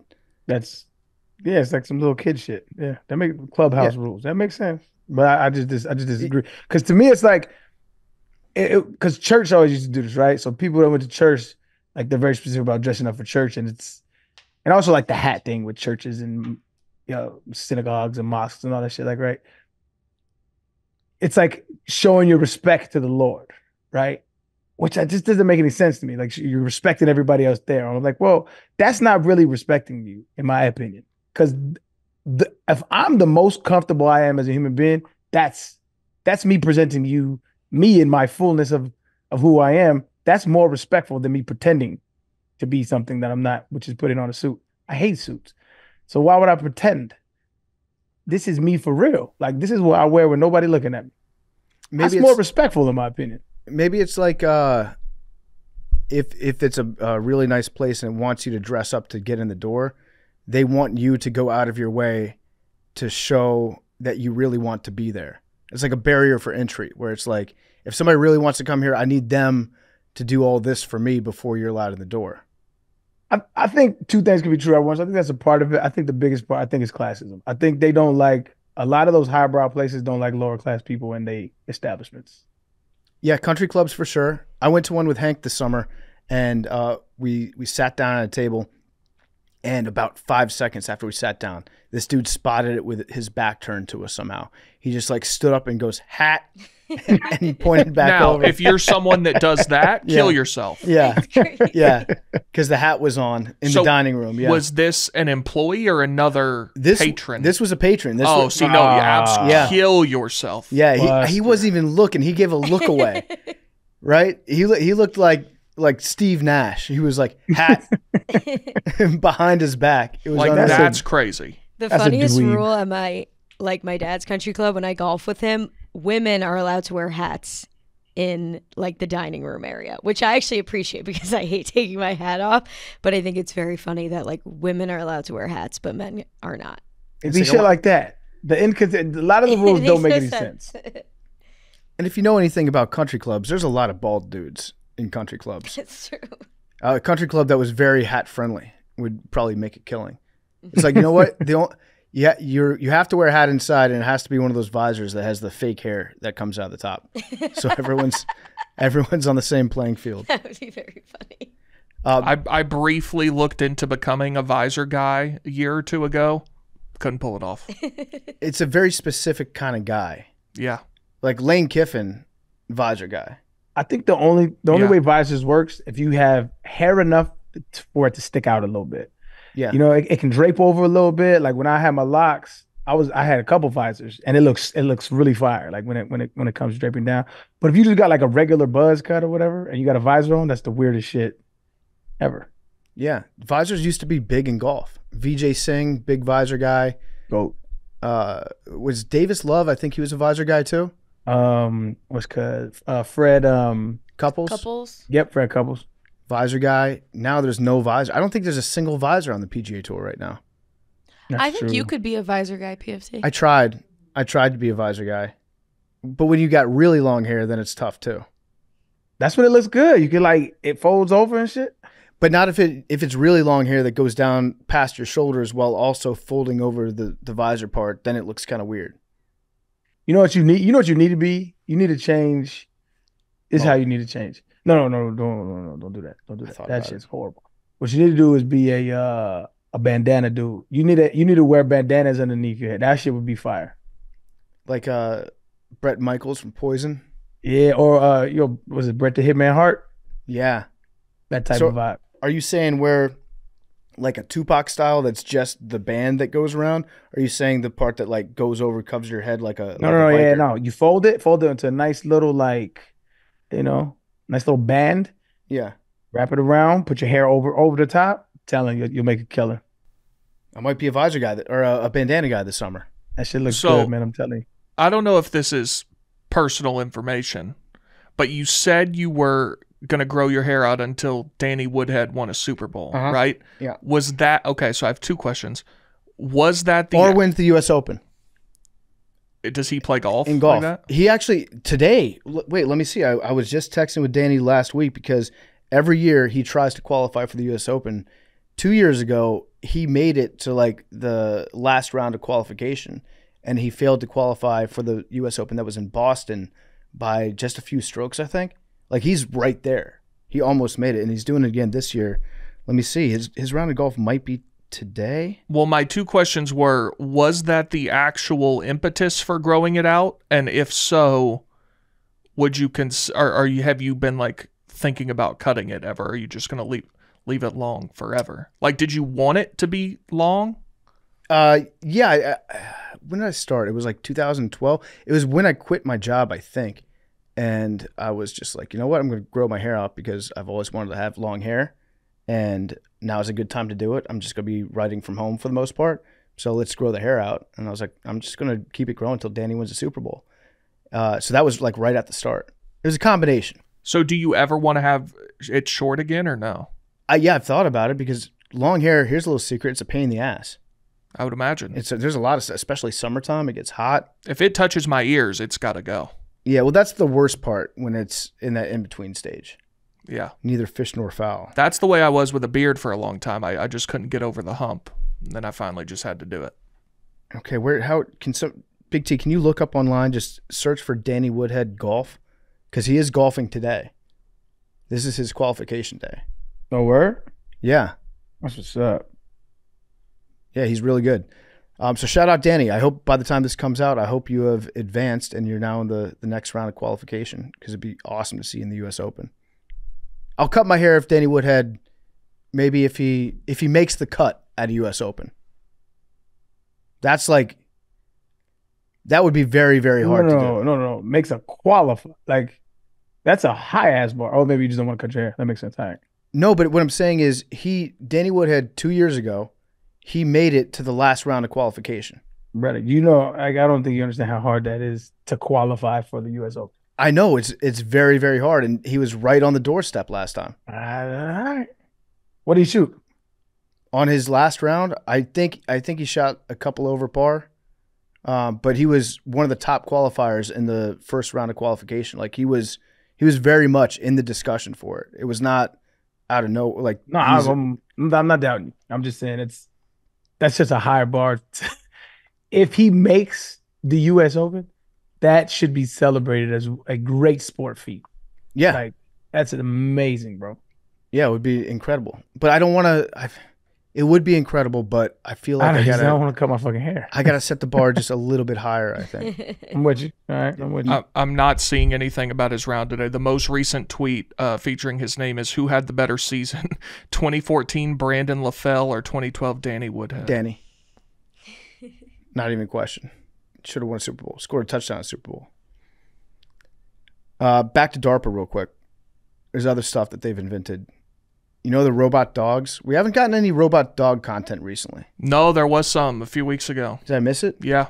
What are they doing? Just their same shit, running over obstacle courses and getting ready to... What are the ones that have guns on them? Yeah, they're designed for the military and for law enforcement. So Boston Dynamics, they're the company that always puts out these robot dog videos, and the response every time is like, what the fuck? Like, we don't need these. Who asked for robot dogs? You're taking away the best part of a dog, which is that it's a dog and that it loves you. Robot dog doesn't love you. It wants to kill you. Dude, look at this. So now they've put like a dog costume on them. This is the creepiest shit I've ever seen. Throw it in. I'll send it. I hate that. Isn't jail. I just don't like, to me, like, these engineers, they're amazing, they're smart as hell, they're great at what they do. I just don't see the pros outweighing the cons of a robot dog. You don't even like real dogs, much less a robot one. Let's put my dog bias aside. I definitely understand why y'all like dogs. I get it. I understand this shit. I don't get the purpose of the robot dog, though. I can only see bad things happening from this. What good is it? I mean, as a military tool, I guess, but like, yeah, I'm not with them. And now that they're dressing them up as real dogs, I want people jailed. Oh, that's crazy, dog. What? Yeah. That's the creepiest thing I've ever seen. I might like it now, though. Mike Vick's getting really into battle bots all of a sudden. You go, bro. That's scary. Did you guys watch that show? Yeah. Oh, Battle absolutely. Bots? Yeah. That was an amazing show. It was kind of cool. Is it still going on? I don't know, but that show was so funny because people put their blood, sweat, and tears into these robots like all year long. Then they put in an arena, Go get their and shit it doesn't work. And meanwhile, the giant one with a saw comes over and just cuts it in half. The fucking It has like buzz that's knives going like around. all around it. Yeah, it's insane. It's so funny. Actually, gladiators with these robots would be kind of fun to watch, like medieval times. Mm-hmm. I could see it in an environment like that. But yeah, the fucking robot dogs. I hate these robot. Nobody's asking for robot dogs. Even if you're looking for like a military application for these robots, why do you have to make it look like a dog? Right.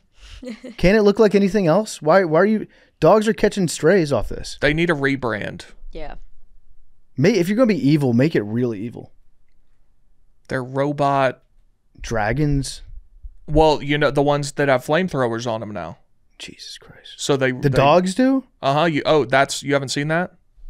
Hold on. Robot dogs flamethrower.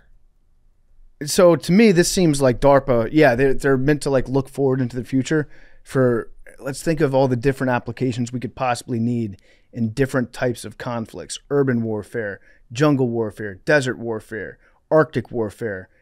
And the scientists at one point were just like, you know, it'd fucking rock if we just built a dog and put a flamethrower on it. And they're just doing rock. that for their own like personal entertainment. Like they're trying to recreate video games. Can we put maybe switch out the flamethrower for like a hose or a fire extinguisher, and then use these dogs to fight fires? So you're trying to take jobs away from Americans? Instead of kill people? Well, you're trying to also. You're trying to take jobs away from troops. How do you figure? Because these troops are going to get their jobs replaced by robot dogs. I said I'm anti-robot dog. Okay. I said it looks kind of sick with the flamethrower on it, but I'm anti in general.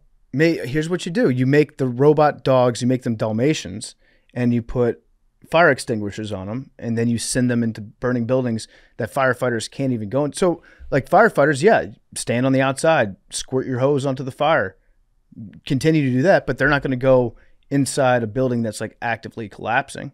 You have potentially discovered an interesting use. Yeah, put some spots on that bitch and throw them into a fire. I'm okay with that. Send the ones in with the dog suit on them. Let them get burned. Yeah. Sign me up for DARPA.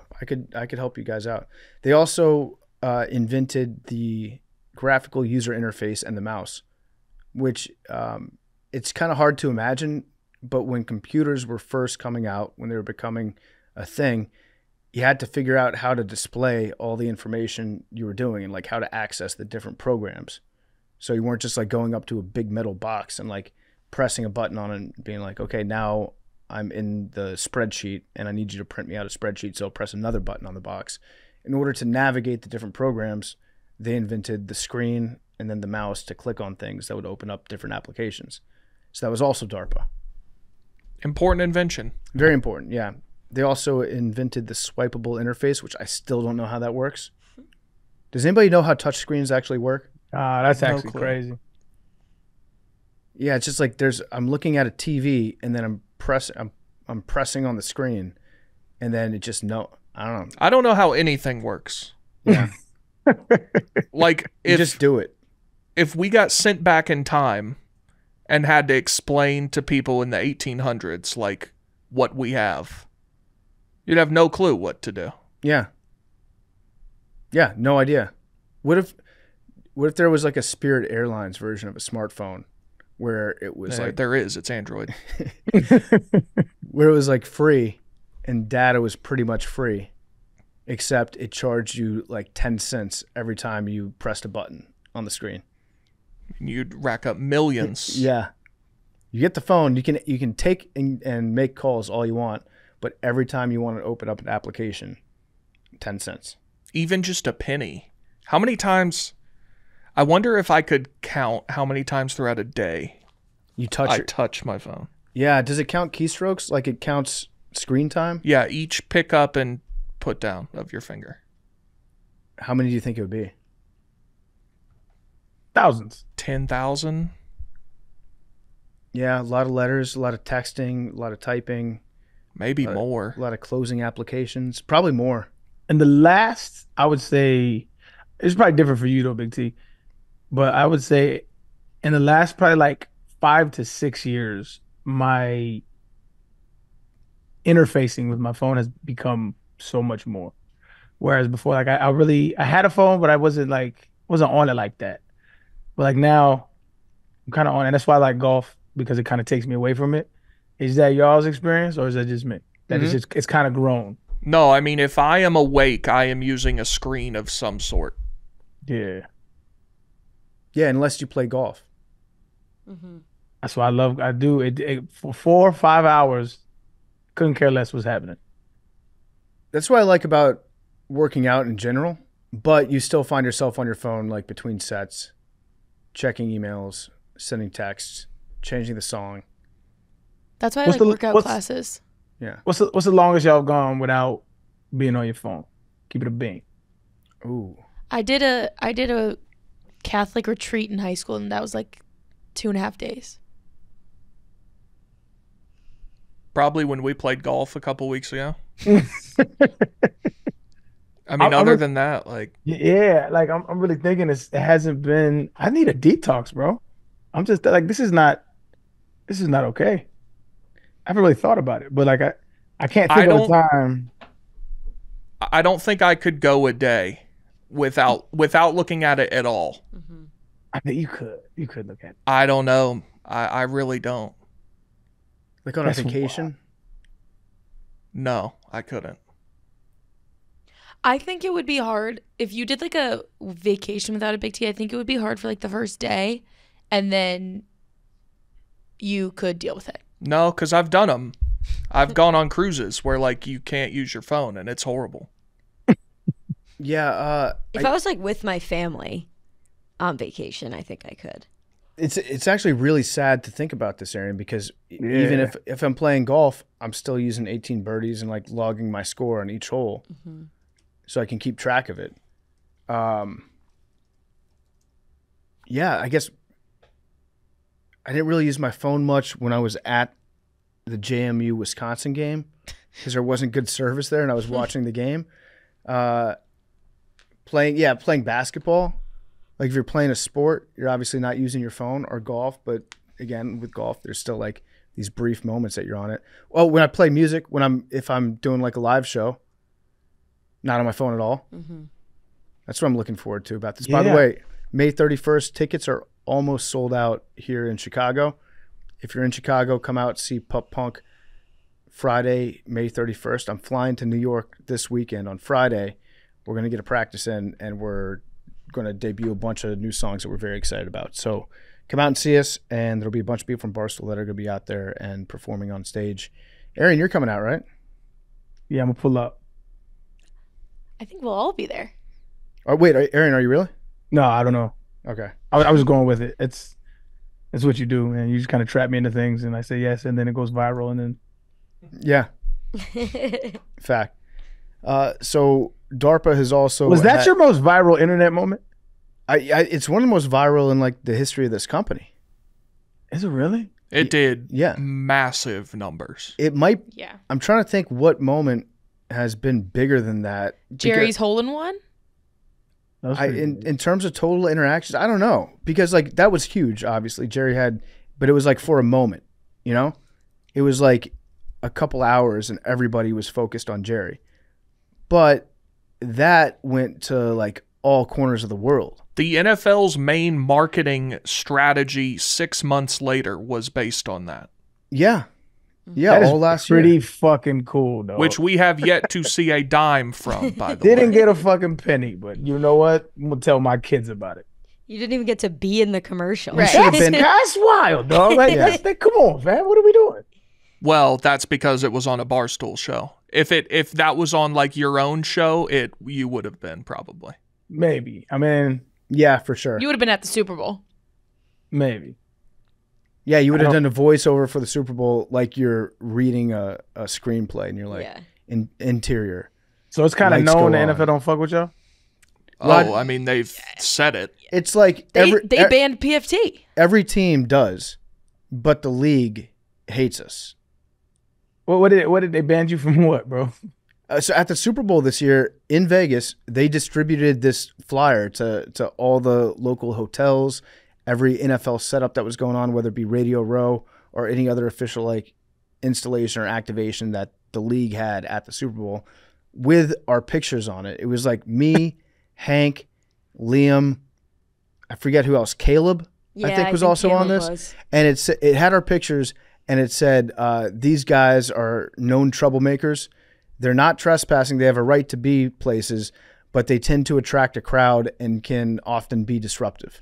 So be on the lookout for them. But we're not allowed. We're not allowed in Radio Row. We're not allowed in any official. Like, we weren't allowed at the combine. We weren't allowed at media day. Yeah, the NFL doesn't like us. So talking about, it literally said these guys are troublemakers. They didn't word it like that. There's no way they worded it like that. I mean, I'll bring it up. It was something like that. It was along the. It might not have said troublemakers, but it's not far off. If you go on, if you write a blog on Barstool and try to put a YouTube video in that has NFL highlights in it, it will say this website is blocked from showing this video, and it won't play. So if I write a blog with my highlights on it, they ain't gonna let it go. Correct. I'll show you. I'll do it right now. That is hilarious, man. What did y'all do to them? It might have had something to do with Dave, Hank, Gaz, and Fights getting arrested in the league office by handcuffing themselves and refusing to leave until they get a meeting with Goodell about Tom Brady. Okay. That was the start of it. I've definitely said, and I think the reason my name is on that a lot is because I have gotten kicked out of multiple media nights where I've snuck in. I got detained at the one in Atlanta, Georgia, where they put me in this like underground cell and the FBI interrogated me to try to figure out what I was doing. Remember that? Yeah. So I've done a couple things, but it all goes back to, I think, Dave, particularly his harassment of Goodell to try to get answers about the Tom Brady Deflategate, which, by the way, in retrospect, Dave was more accurate about science than the entire NFL league office with their big multi-million-dollar report that they put out on it. Dave was right about that stuff. Now, Tom Brady in his roast did say, like, you spent $50 million. You could just give me that money and I would have told you that I did it. So, like, Brady probably had something to do with it. But in retrospect, Dave was more accurate about the scientific details than the Wells report was, which is crazy. But yeah, they don't like us, and they never will. But I like that they don't like us. You know, it does give you all a little like bad boy image. Yeah, I'll take it. It's good for business. So, some other things DARPA has done. So if you hold on, last day. Yep. Last day. So if you was to come down to Houston with me, and I was like, let's go to a game, they wouldn't let you in the game. No, I could go. So the teams, Because those are run by the team. Got you. yeah, and the teams like us. I don't think that there's a team out there that would not like open their doors to us, and if we asked for like an interview with somebody, wouldn't help to facilitate that. All The right. Texans, we had a couple of people from the Texans on in the last couple of years. I'm pretty sure if I went down there, it'd be totally fine. The Commanders, I was up like at a game of theirs last year. I think across the league, it's just like if there's an owner that doesn't like us, then they'll try to keep us out of stuff. But yeah, it's just the front office of the league in New York that is like, keep these guys out. That's wild, man. Yep. I like it. So DARPA also invented HARP, and this is a crazy one. It's High Frequency Active Oral Research Program. That's what it stands for. And it studies the highest layer of the Earth's atmosphere. It studies the ionosphere. They started working on HARP back in 1993, and the current facility is in Gakona, Alaska. I don't know how to pronounce it. Gakona. And they opened that up in 2007. It uses high-frequency radio waves that are directed at the ionosphere to get insights about the layer, but also the effects that it has on radio communications and how to mitigate them. It's also looked into other atmospheric events, like the creation of plasma trails by lightning. The military withdrew, quote, from the project, and the facility was shut down in 2014.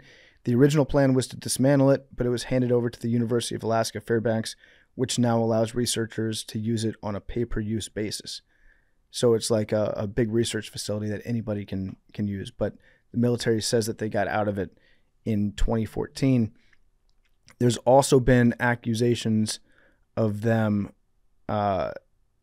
doing weather manipulation using that technology that they have there, whether that's cloud seeding, which we have studied in the past. So the Alaska facility, it's a gold mine for conspiracy theorists out there because it is our military studying the atmosphere of the entire Earth. And some people think that's capable of weather manipulation. They blamed it for polar vortexes. Some people attribute it as the cause of Malaysia Airlines Flight 370 because they speculate that HARP was affecting radar systems.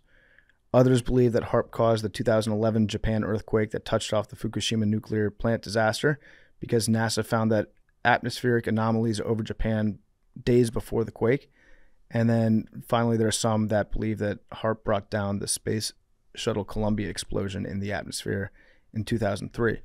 Those seem to be like the more out there fringe ones, but I think it's fair to wonder if they're manipulating the atmosphere in some capacity. If you're studying it and you don't know all the effects that your studies could have on it, you could. So they can see clouds though. Yeah, they can, and they have. So I mean, how is that not a form of weather manipulation? Are they saying it doesn't interact with the ionosphere enough to have an impact? So I don't know. I don't know what their explanation is behind it, but yeah, people have cloud seeded before. Like different organizations have cloud seeded, which makes people speculate. Like, could they just build a hurricane instead of going to war? What if you just made the biggest hurricane ever that hit Beijing? Yeah, that would be insanity, dog. That'd be, I mean, to a certain extent, it could be worse than an atomic bomb. Just no radiation. So the UAE, United Arab Emirates, they've been using drones that have electric charge emission instruments, and they fly at low altitudes and they give a zap. They like buzz air molecules. And they were able to produce a big rainstorm in 2021.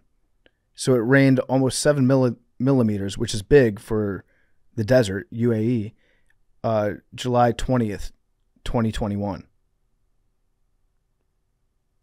So yeah, we've definitely, I'll put it this way. We've definitely experimented to see if it would be possible to create a hurricane. Why would they start there? Why wouldn't they start by like reverse engineering a hurricane? Why wouldn't they start with, like, can we make one? To get rid of a hurricane? Yeah, like why are we starting with, can we make one? Like, Trump tried to do that. The deep state got him out of office. Now they got him on trial because he tried to. He was like, I want to bomb this hurricane, and they're like, fuck. He got too close to the truth. Yeah.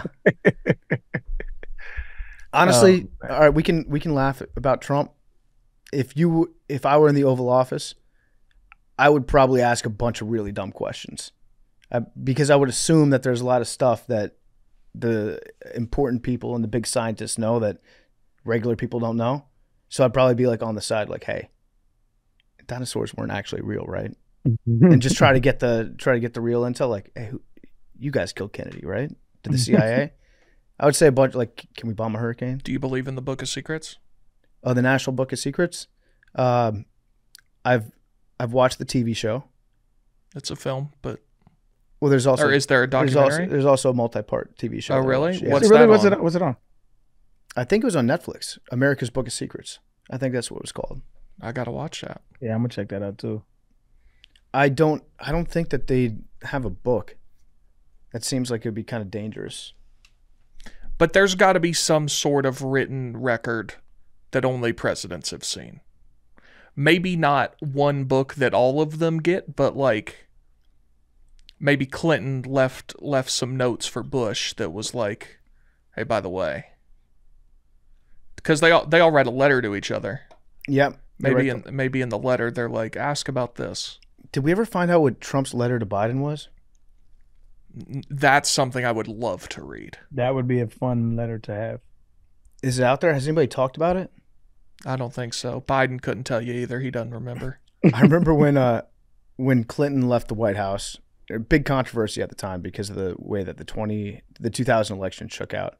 But when he left, he had every person remove the W key from every keyboard in the White House on their way out. Pretty good prank. That's good. Pretty good prank. But yeah. So it does say here that was the letter that Trump, he did leave him a letter, and the letter that he left was generous. He said the president wrote a very generous letter, Biden said, because it was private. I won't talk about it until I talk to him, but it was generous. And Trump said, I left him a note. I think it was a nice note. I took a lot of time in thinking about it. I'd love him to do a great job, even if it was very bad politically. My favorite thing about Trump is if you're reading a quote of his, just speaking normally, you can hear it in his cadence. Yeah. Like he goes, it was a nice note. And I can just hear him going, it was a nice note. It was a nice note. Even if he's bad politically. Yeah, it's like every time he starts to say something that's nice, he's like, fuck this, I'm going to roast him. Yeah. Yeah. Oh, we're so close. We're so close. He's coming back. So, yeah, what do you think when he says generous, he left a generous note, like he gave him some money? If he left him $100 bill. Hey, here you go, Joe. Spin home, whatever you want. I'd like to think he's like, I don't really think you're sleepy, or something like that. Addressing all the shit talking, like fucking with you, dog. It's all good. I wish it was like classic Trump, like, a lot of people may say you're lethargic, you're very bad, you have no energy, you're too old. I think those things as well, but maybe you'll prove us wrong. Yeah. Or what he said to Bill Barr, it's like, I'm now removing lethargic. He's still a blob. So yeah, the cloud seeding definitely happens. People have tried weather manipulation. Its effectiveness is kind of up for debate. There's claims to have done it, and I think that it's not like a settled science is what I'm gathering from this, but it has some weight to it. But I think the government has definitely at least tried. Yeah, I'm just talking about the evidence available. They could actually have been, they could have figured this shit out. But for the evidence that is given to us, this science isn't very settled on it. There are people that feel yes and people that feel no in the scientific community. So it's interesting. Yeah, so DARPA used to also have a almost like an ethical advisory panel that would determine whether or not they should be looking into certain things and experimenting on things with ramifications should be. And then that was kind of getting in the way a little bit. So they decided we're just going to sidestep that, and you guys can recommend all you want, but you're not really going to have any power. That sounds like something that in the 60s they would have been like, beat it, toots. Yeah. Yep. 100%. We're just going to do whatever the fuck we want. I think of all the stuff on DARPA, I'm very intrigued by the theory that they have front men for these companies that are really just government operations. Yeah, like Facebook, for example. I mean, think of the massive reach that Facebook has, not only even just in the US, but in the whole world. And the uses that a government could have for all of that information. Yeah, like you said, if Facebook is 100% a government op that was taken over from, what was it, Life? What was the name of the DARPA program that you mentioned earlier? I forget. LifeLog. Yeah. So the day after LifeLog shut down, Facebook opened up. Pretty crazy. Wild coincidence. If Facebook... Oh, I didn't even know that. Oh, you didn't know that part of it? No. Yeah, the day after. Well, the day after. If it is an op, like you said, it's the most successful op of all time. Yeah, I mean, that'd be insane. But it makes sense. Yeah. They've also they're working on, mentioned earlier, like the Neuralink implants that go into your brains.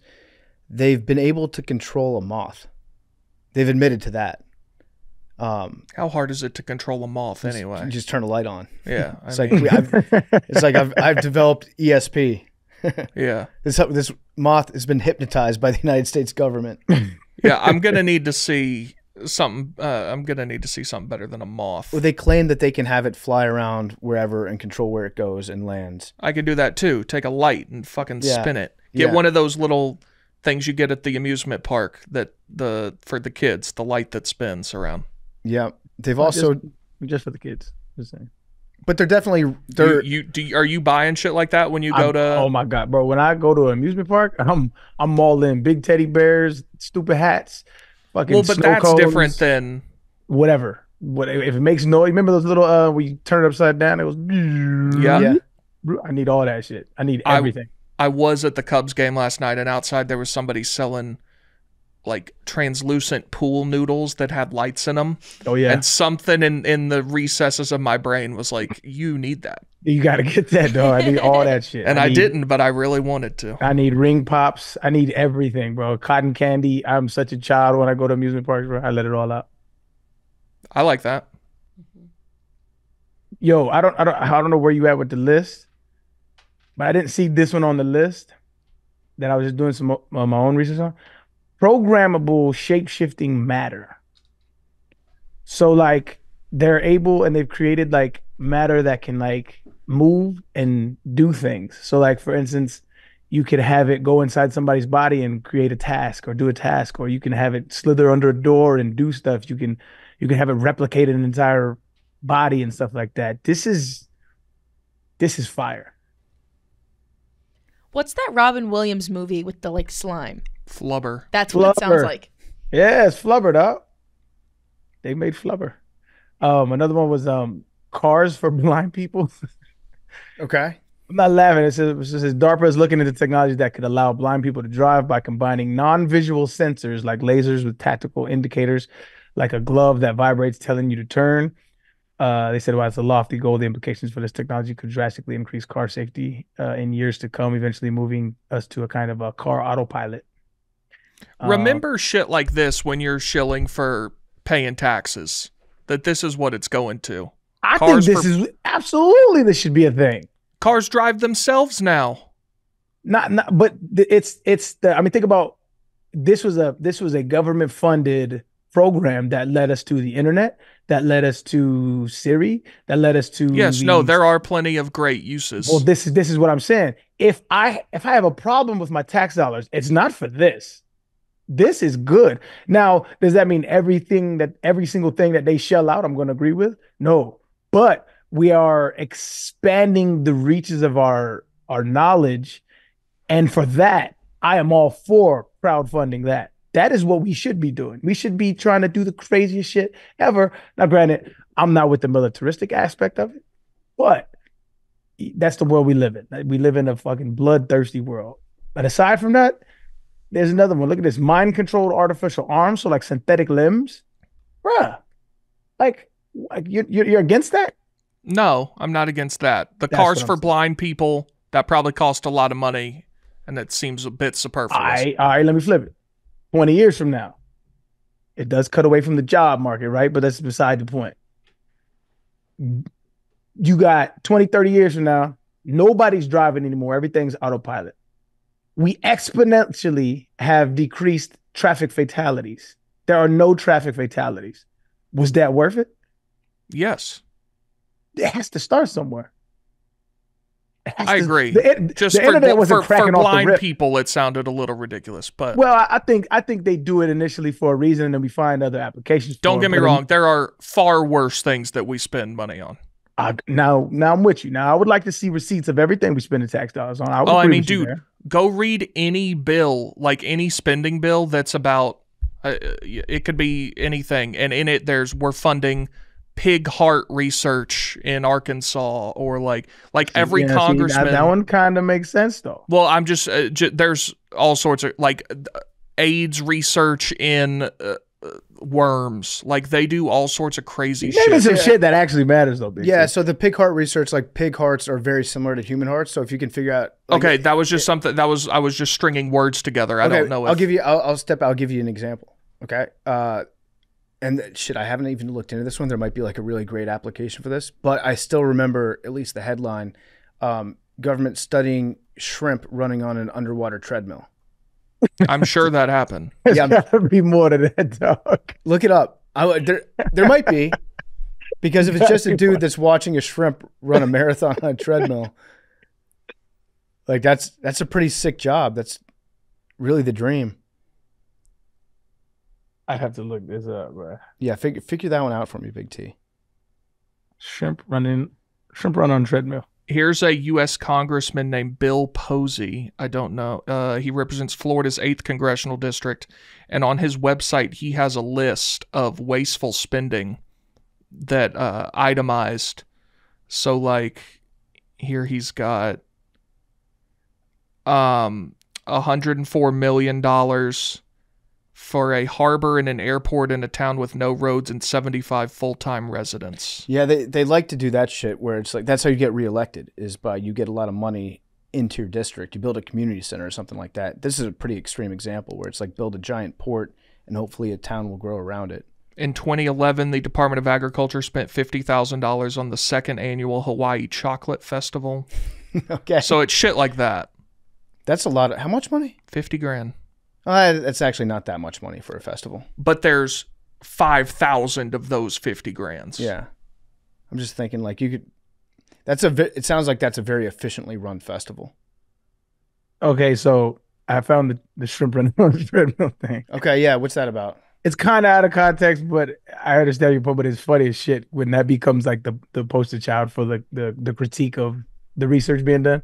So they wanted to see how shrimp react and or like what different elements and what kind of water and how shrimp reacts to it. And that could be for it was a biologist and it could be for a plethora of different reasons. So I understand. But I think the majority of like scientific research should be funded because although it may seem like trivial to us, like now that could have to do with our, like how we start to cultivate shrimp and eat them. You know what I'm saying? Like I think it's a grander understanding of the ocean.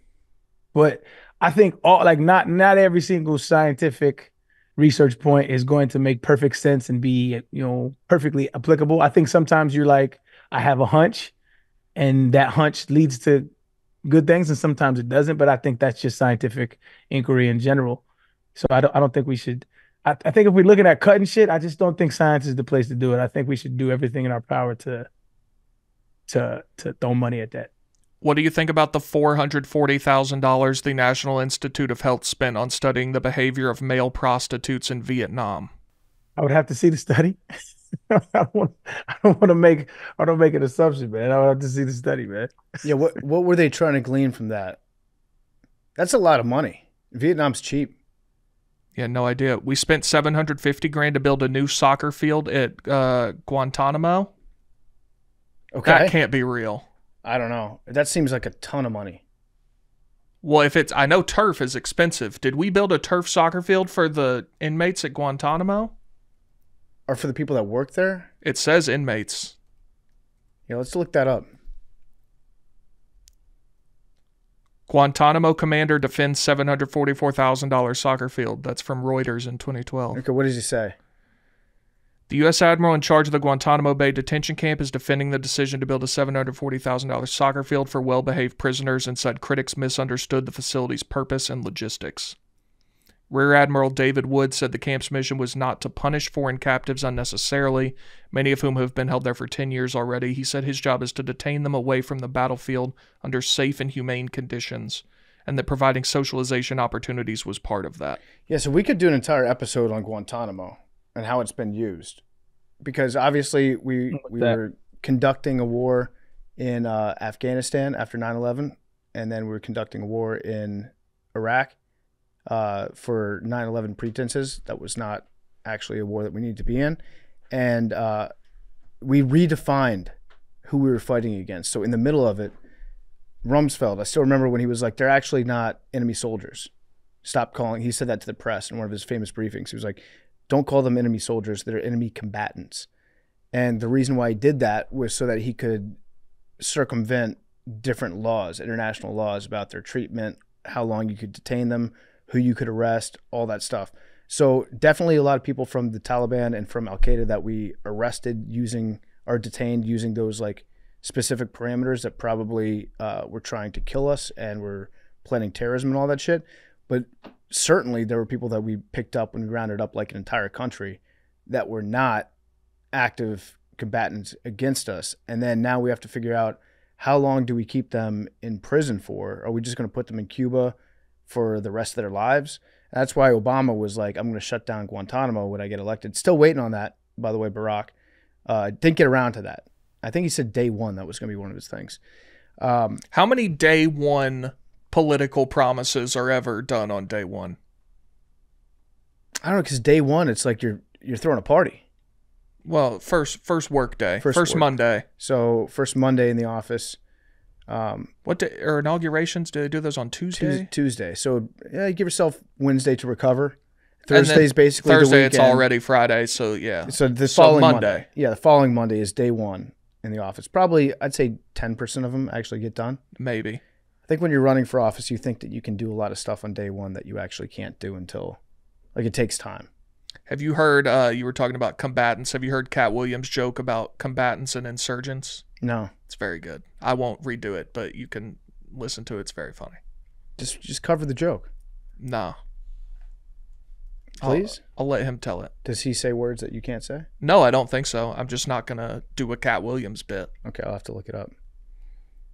I thought he had pretty good special. Did you watch his new one?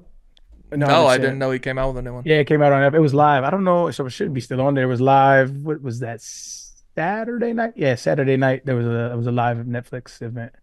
It'll still be there. Oh, yeah, I'll check it out. Yeah, it's pretty This dope, is man. from his years ago. What is it? That's pretty dope. How many views is the Shannon Sharp, Cat Williams up to now?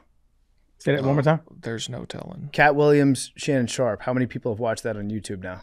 Oh God, that's got to be 20 million. More. Way No more. way. It is Yeah. currently at 68. Holy. I would have guessed Yeah. more than that. Damn, that is a banger. Shout out to them boys, man. I would have guessed 150. I'm trying to find out what this $442,000 on the the Vietnamese prostitutes was for. It's the National Institute of Health. Correct. Could have been some sort of STD or AIDS related study. I have no idea.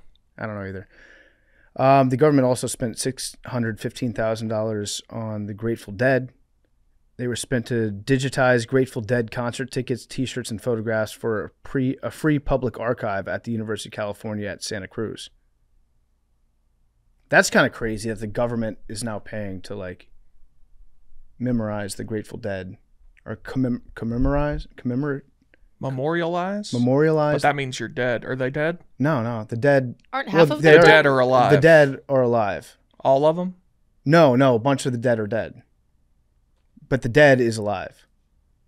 Is that one person? The dead is the name of the Grateful Dead. Right, but you just said But some of the Grateful Dead are dead. All the members of the dead are alive. all right, hang on. Okay. Okay. Some of the Grateful Dead are dead. Yes. When you say Some are alive, though. Okay, but then you just said all of them were alive. All of the dead are alive. The Grateful Dead had some people that were alive that died. Now They've replaced them. Now the Grateful Dead are the dead, but they're alive. They renamed the band. Yes. Got it. Yep. Does that check out? Yeah. Never listened. Well, Abin, you would hate them. I would imagine as much, which is why I have not listened. Actually, now this gives me an idea for a macrodosing field trip. Send Big T to a Dead concert. No chance. That'd be funny. That would be very good. I would rather fry my balls on a George Foreman grill. I You kinda want to wanna go see to that. Rocky Horror Picture Show with me? I do not. We're gonna get Big T to a Dead concert. That sounds like somewhere where you're allowed to do drugs, and those are places I don't go. They're at the Sphere. They are, yeah. Wait, Mad Dog, that wouldn't happen to be the weekend before Beer Olympics, would it? Can you remind me what weekend Beer Olympics It is. are? I'll just spoil it. It's Oh, the okay. weekend. If Beer Olympics are still happening, my They are. understanding is that they are. It's Dead and Company has a residency at the Sphere. Interesting. Are you involved in that Beer Olympics business? Oh, I'm involved. I'm heavily You involved. didn't back out. I have not backed out yet. Yet. No, I didn't back out. What goes on at the Beer Olympics? Sports and Games. beer. Beer sports. All right, I could have Dude figured stuff. that out. Beer pong, I believe flip cup. There might be beer ball. Is there a prize? I don't think so. I thought there was. I thought it was money. There's monetary prize? I don't know. It would kind of be insane if there wasn't. I can't drink beer like I used to. I've been doing Beer Olympics for a while. I did it when I was in college. Every year we'd have Beer Olympics. It was like the most fun day of the year. But when you're 39, thinking about Beer Olympics, it doesn't hit the same way. Is it you and Big Cat on a team? It's me and Big Cat on a team. Yep. If I do have to drop out, which I'm not saying I'm going to, but there's a chance that I might not be able to make it out there on that date.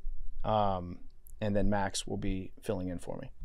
He's very excited about hanging out with Jason Kelsey, who was invited to be out there, and Right. so Max is really pumped up. So I want to give Max the opportunity of a lifetime to meet his great friend. Yeah. Oh shit, the Kelsey's dropped out Yeah. of the Olympics. Fuck. I thought you knew. No, it's too bad. You ever been to Oktoberfest in Germany? No, I want to go though. Let's do it. I definitely want to go. Let's do it this year. The only problem is it's football season. It's always going to be football season in October, bro. Like you gotta I know. make a choice. I know. I like how they put out fake cocaine on the table. It's like this white powder that I think has vitamins and maybe caffeine in it, and then people are just doing lines. And it looks like they're doing coke. Sick.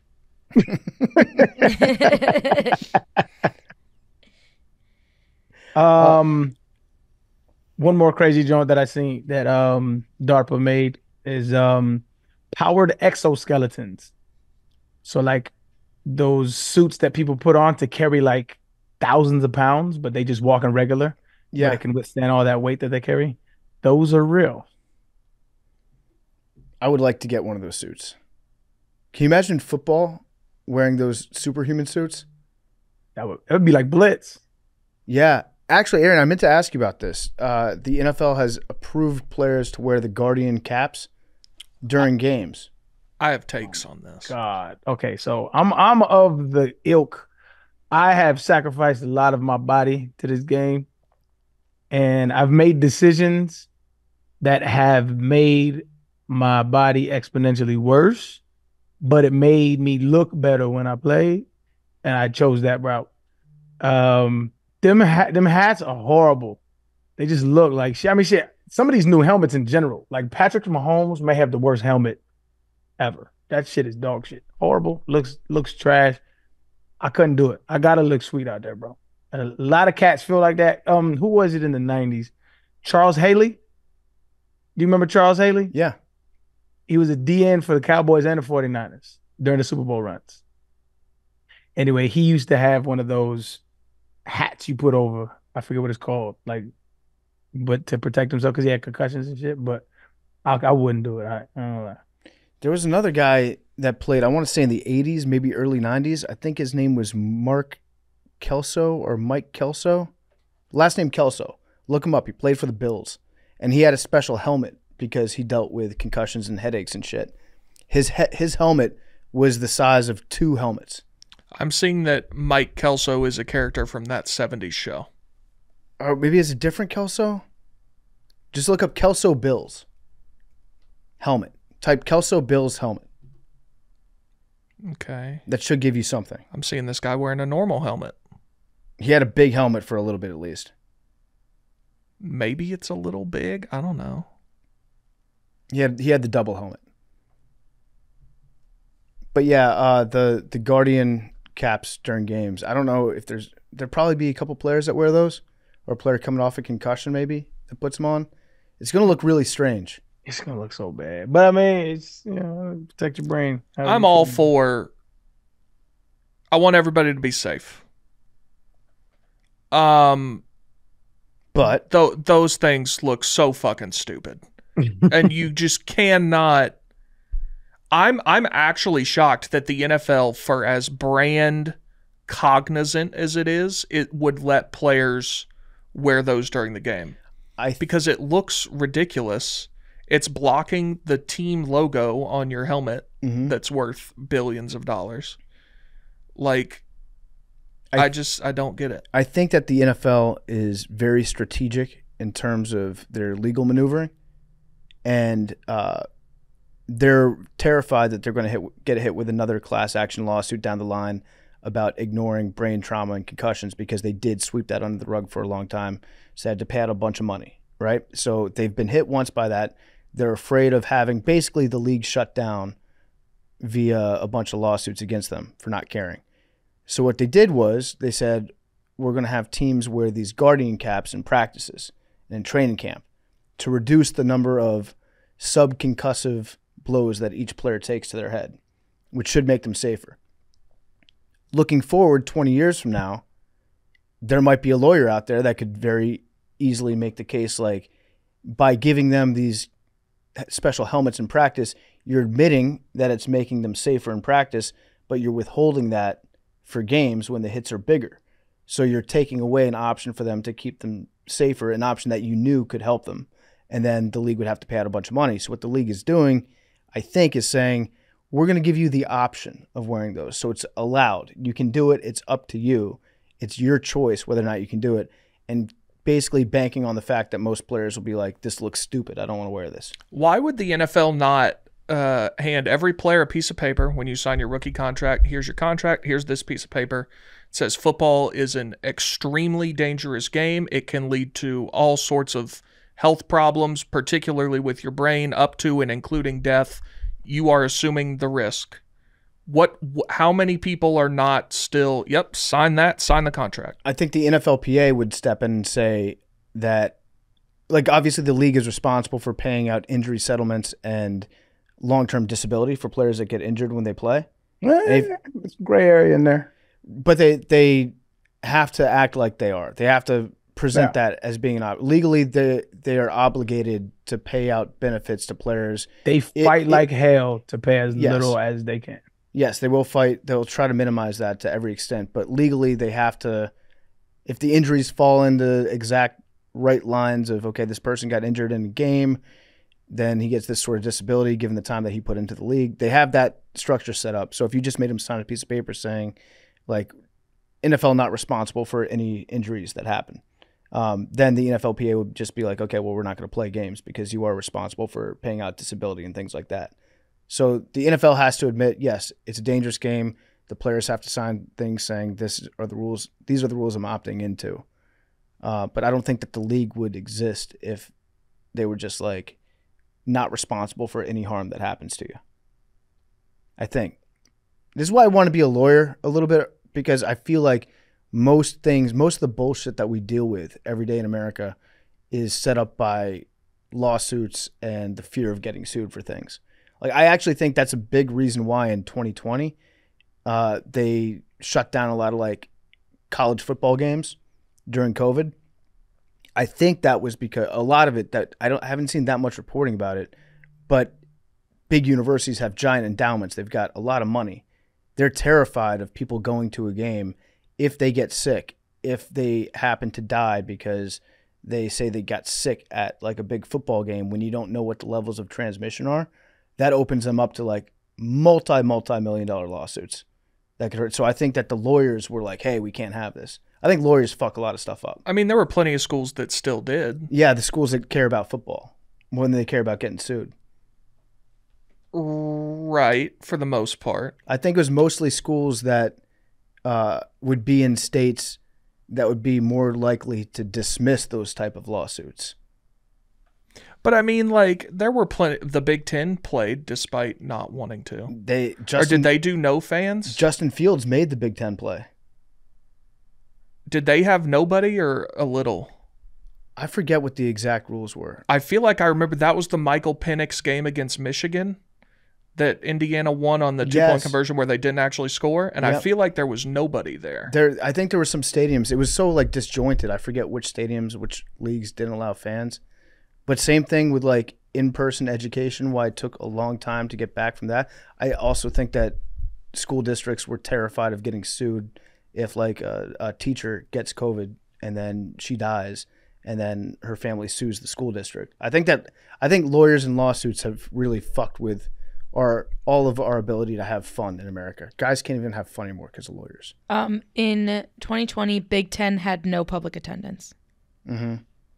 Well, that tells you all you need to know about that conference. Not SEC, they got back to it. The fact that the SEC, it's shameful that they only did like 25%. Shameful. The DARPA has also made plant-eating robots. And the name of the technology, the program was called Eater.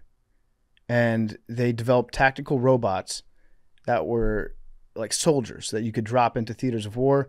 And then the soldiers would be able to power themselves by eating plants and sticks and carbon-based material. And also, hypothetically, corpses. which a lot of people seized onto that, where they're like, they made zombie robots that can just eat other human beings, or cannibal robots. So and survive. eat dead people. Yeah. So the program, what they told us was the program was developing like robot soldiers that they could just drop into a place and not have to worry about sending food to, because the robot soldiers could eat grass, sticks, whatever. And it would require a lot less food than a human being would. So, but also under that same structure of building a robot that can survive based off eating grass, it could also theoretically eat meat. Like if there's a rat, you could consume the rat, get energy. If there's a dead body, you could eat the dead body and get energy off that too. That's fucking wild. Yeah, so they stopped development in 2015, but they said that the eater robot could travel 100 miles for every 150 pounds of biomass that it ate, which doesn't seem that efficient to me. 150 pounds is a lot of food.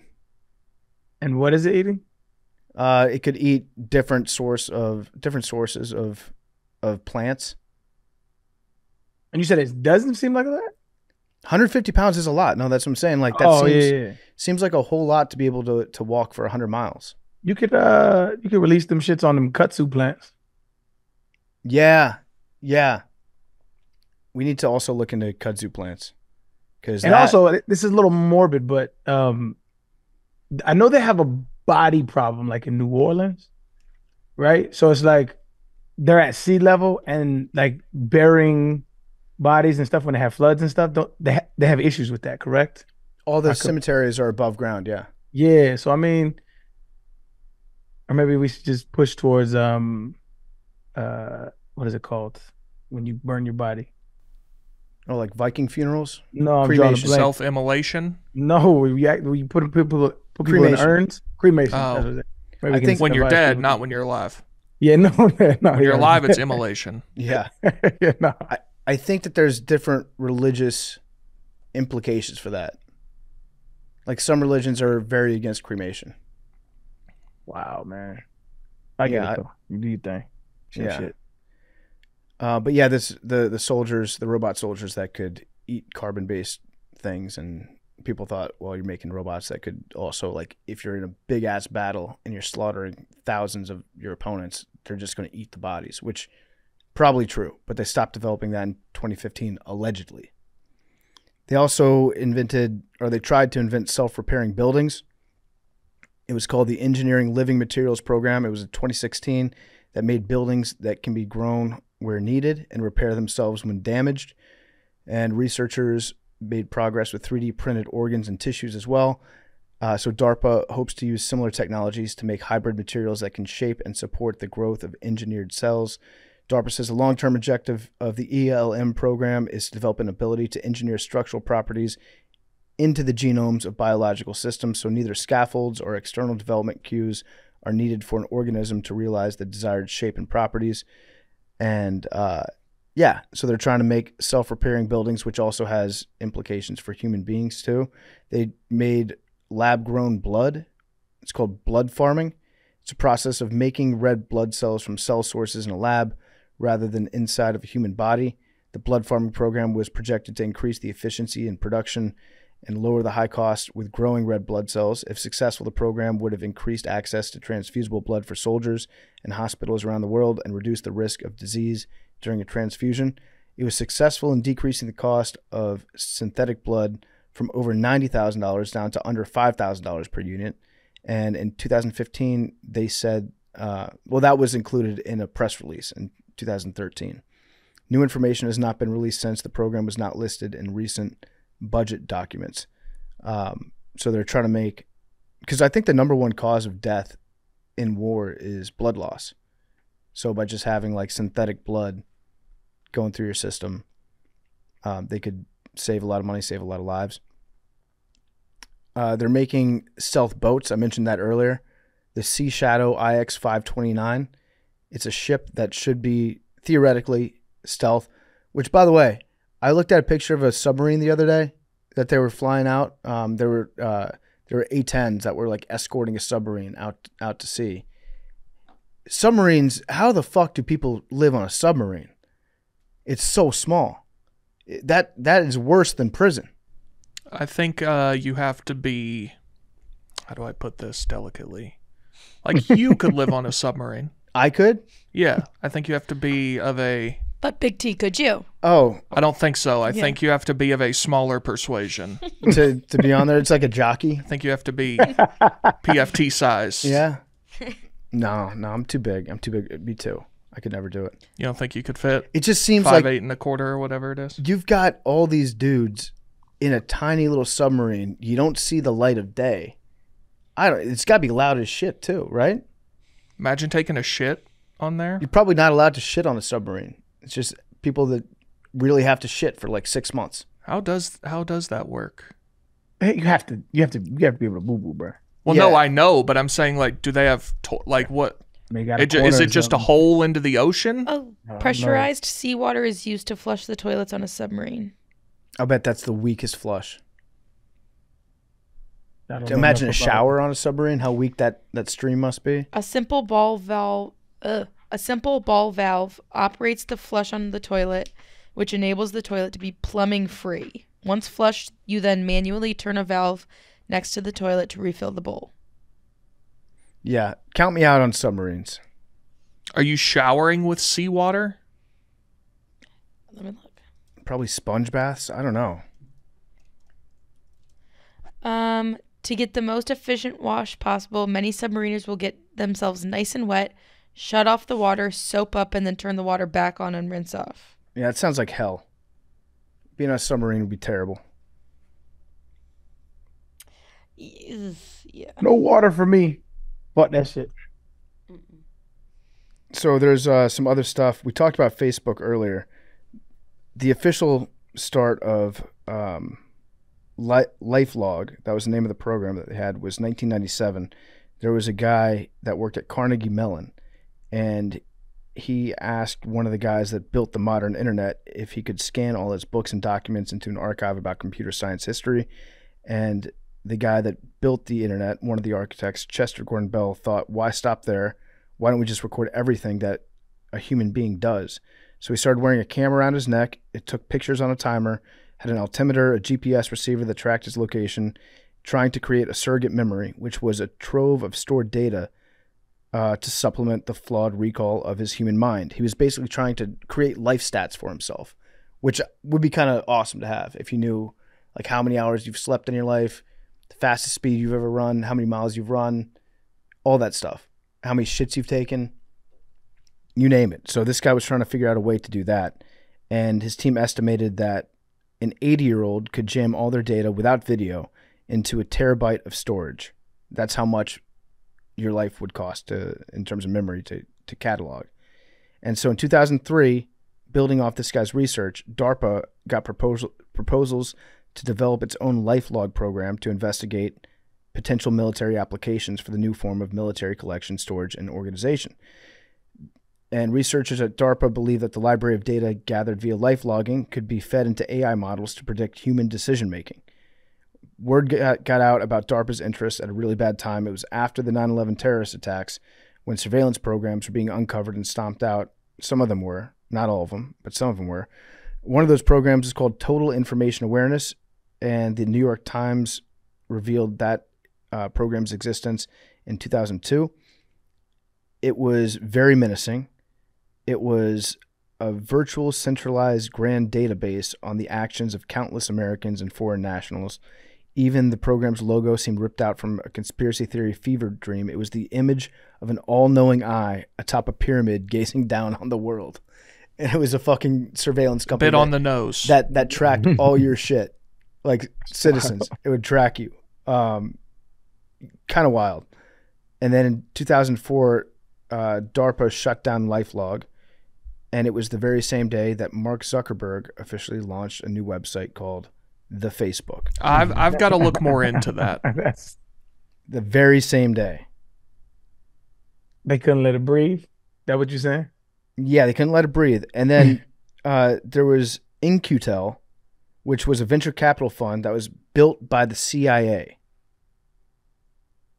That's right. The CIA built this fund called In-Q-Tel that has become a big investor in Silicon Valley firms that mine the data collected by Facebook and other social media sites. And Facebook's first big outside investor was Peter Thiel, and he's got a very close relationship with American spy agencies. Peter Thiel also, Palantir is his company that provides a lot of like big data, AI type stuff to every branch of the military and intelligence agencies as well. But yeah, there's a venture capital fund called In-Q-Tel that the CIA started, and they just basically they own a big part of Facebook so that they can get all the data from Facebook to the CIA. Just a little heads up on that one. So Where yeah, you stand on the data mining aspect of like all of these companies? I know we touched on it before, but are you for or against it? well, I'm kind of like Big T. I'm resigned to it. It's such a big part of our lives. The technology we use on a day-to-day basis is like we're addicted to it. It governs every decision that we make. It knows so much about us. Your phone probably definitely knows more about you than your mom and your dad and your closest loved ones and relatives. Like your phone, it knows your entire life. Yep. And that data is very, very valuable to a lot of people to understand you as a consumer, to understand you for security purposes, or they call it security purposes. But anytime that you have like a legitimate security goal, you're going to end up catching a lot of people in that same magnifying glass that aren't actually the threat that you think that they might be. So it's like, it's not going anywhere. That's the thing. It's like short of having a giant electromagnetic pulse that takes out the internet, we're just going to have to learn to live with this. I mean, the only way that you can stop it is if there's people in Congress that make it against the law for the CIA to do business with these type of companies. So in warfare, to counteract all of this kind of stuff that this entity is creating, like wouldn't it be just like EMPs be your best bet? Yeah. And they are real, right? Yeah. EMPs are very real. Like we use jamming technology in a lot of different military applications where like when we first invaded Iraq, well, not the first time, but the most recent time in 2003, the first wave was a lot of these planes that are equipped with like jamming technology. They don't carry a lot of weapons. We even used these, I think, at the first Gulf War. We basically took out as much of their radar as possible. So the enemy planes, enemy air defenses couldn't see our planes coming. We just nuked them. We just fried all their shit with a bunch of radiation. So that stuff does exist. But then after that, we just bombed them. But yeah, doing a giant EMP, like besides that, there's really no way that we can get all the big internet companies to stop spying on us and shit. They're just going to keep doing it. Yep. I guess the only way to do it would be to get everybody together and be like, we're all going to quit using our phones. Nope. There's no amount of money you could pay me. No amount of money. And I'm even with that in principle. Okay, so no internet. Like I like the idea of that. No internet for the rest of your life. There's nothing. $20 million. What am I going to spend it on? Internet. Traveling. Oh yeah. Male Vietnamese prostitutes. Like you can't even shop online. No. What am I going to spend it on? Go to the grocery store. Get yourself a nice steak. Clothes, jewelry. No, you can't. But see, Big T really can't because, like, and I feel the same way. And your feet bigger than mine. My feet kind of big, and my build is kind of different because I'm thicker. So, like, I could never buy shoes again. yeah, you'd have to. Nobody has 16s in stock, dog. 17. 17. God damn. Yeah. Definitely don't got those. They all stop at like 13 if you're lucky. But even like, so I'm 12 and a half, right? So usually like 12 and a half. 12 and a halves, they just don't have a lot of them. They just don't have a lot of them. So like if I don't get it in the first drop, it usually they don't have them in stock. I have to order it. The only thing it's PFT, good you for. don't know nothing about that. I don't know nothing about that. You're big stepping with a size 7 men's on. Do you wear a 7? No, what the fuck? Do I wear a 7? What size shoe do you wear? Completely no. I wear a 10.5. Okay. I Not do. that bad. Can I say something? Can I say literally something? Wear a 10. And I'm surprised, Arian. If I feel like you shouldn't wear a half size if you're above like 14 years old. What? There's a reason why. A half gives me the ick. No, there's Nah, bro. Like the actual that half matters. I don't know why, but it does. Like, so if I get a size 12, the only thing I can wear in 12 is Chucks. They're 12s. But everything else, if I get 12 Jordans, Nikes, Adidas, whatever, my feet are stuck. Like I get, you know what I'm saying? Like I feel like a geisha with my feet and shits. But that half gives me a bigger cushion. And I believe you. Why don't you read that? Hey, dude. No, yeah, that's a brand. They're a great company, good sponsor. What does it say in the heel for the size? I don't see. That says 11. Yeah, this is an 11. So I wear anywhere between a 10 and an 11, depending on what. All right, brand no, it is. that's solid. At the bottom end, a 10. Top end, 11. Usually 10.5. That's larger than I would have Size guessed. 7. You got some big feet. I'm bigger than a size 7 in men's. In men's, I shouldn't have said that. you got big ass feet. Maybe. So you wear like a 10? I wear a size 9. I wear a women's size 9 foot. I thought it was. Women's size 9. So is that's like a different. men's 8. I thought you subtracted 3. I don't know. Are your feet bigger than Jerry's? Who, me? Yeah. Oh, please don't tell me. No, Jerry wears. Does Jerry have baby feet? Jerry's got small feet. He wears like I want to say size 7.5 or 8. You guys have seen my hands. I have big hands. Yeah, You should go ask Jerry to do a foot to foot comparison. I don't want to do. I don't want Jerry to see my feet. Yeah, no, he likes feet. I'm wearing sandals right now. I don't have socks on. I don't need Jerry. I don't need Mad that. Dog, those are some nice toes. Yeah, no. He guessed my size once, just like That's wild though. about 6. Wait, yeah, Arian, do you know that Jerry has a good foot fetish? Yeah, y'all told me about it a while back. He used to like do the foot contest or whatever with the female. Yeah, Arch Madness. That's somehow, Mackenzie, your story just made like carnies seem even creepier. Like to guess your weight. Oh, that they can guess your person. weight. Let me guess your shoe size. Let me see those tootsies. Yeah, no. Yeah, he didn't just. Erica instructed him to do it. We were recording a token episode, so he guessed everyone in the room. Yeah, no. I don't want to have bigger feet than Jerry. That's really not on my agenda today. I It's think what Rico, it is, dog. I think Rico's got small feet too. Really, that'd be big. Arian, are your feet small for like your size? 12 and a half? Nah, I feel like yours would be bigger. You're what, like 6'3"? I'm 6'1". Really? Yeah. Nah, I'm pretty well proportioned. You know what I'm saying? In all ways. You know what I mean? Pause. Hey, man. That ain't for you. I'm just letting you know what's there. You know what I mean? Size 7 shoes. Give me a break, Big T. Well, I didn't think. Well, I said the line, and then you I were thought laughing it was gonna so be hard. Because I thought it was gonna be 8 or 9. I ain't gonna lie. I thought it was gonna be 8 or 9. Seriously? Yeah, that's pretty small. So are you? Like you're. I'm a very average size human being. I just happen to hang out with giants.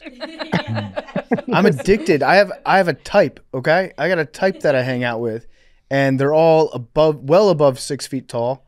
Oh and shit! This is Big funny. cat, big T. Yeah. A lot of big guys. You are like an average guy. That's so hilarious. Not intellectually. I think you're brilliant up top. No, But dude, I was rolling with it. I was like, yeah, No. because like you're 5'9". That is the average height. The average shoe size for men in the United States is 10 and a half. Yeah. I get a lot of heat. Actually, the most common thing that people say to me, at least recently, is PFT, you're a lot bigger than I thought you'd be, which is a good reaction to have. But I get it all the time. I'm like, how small do people think I actually am?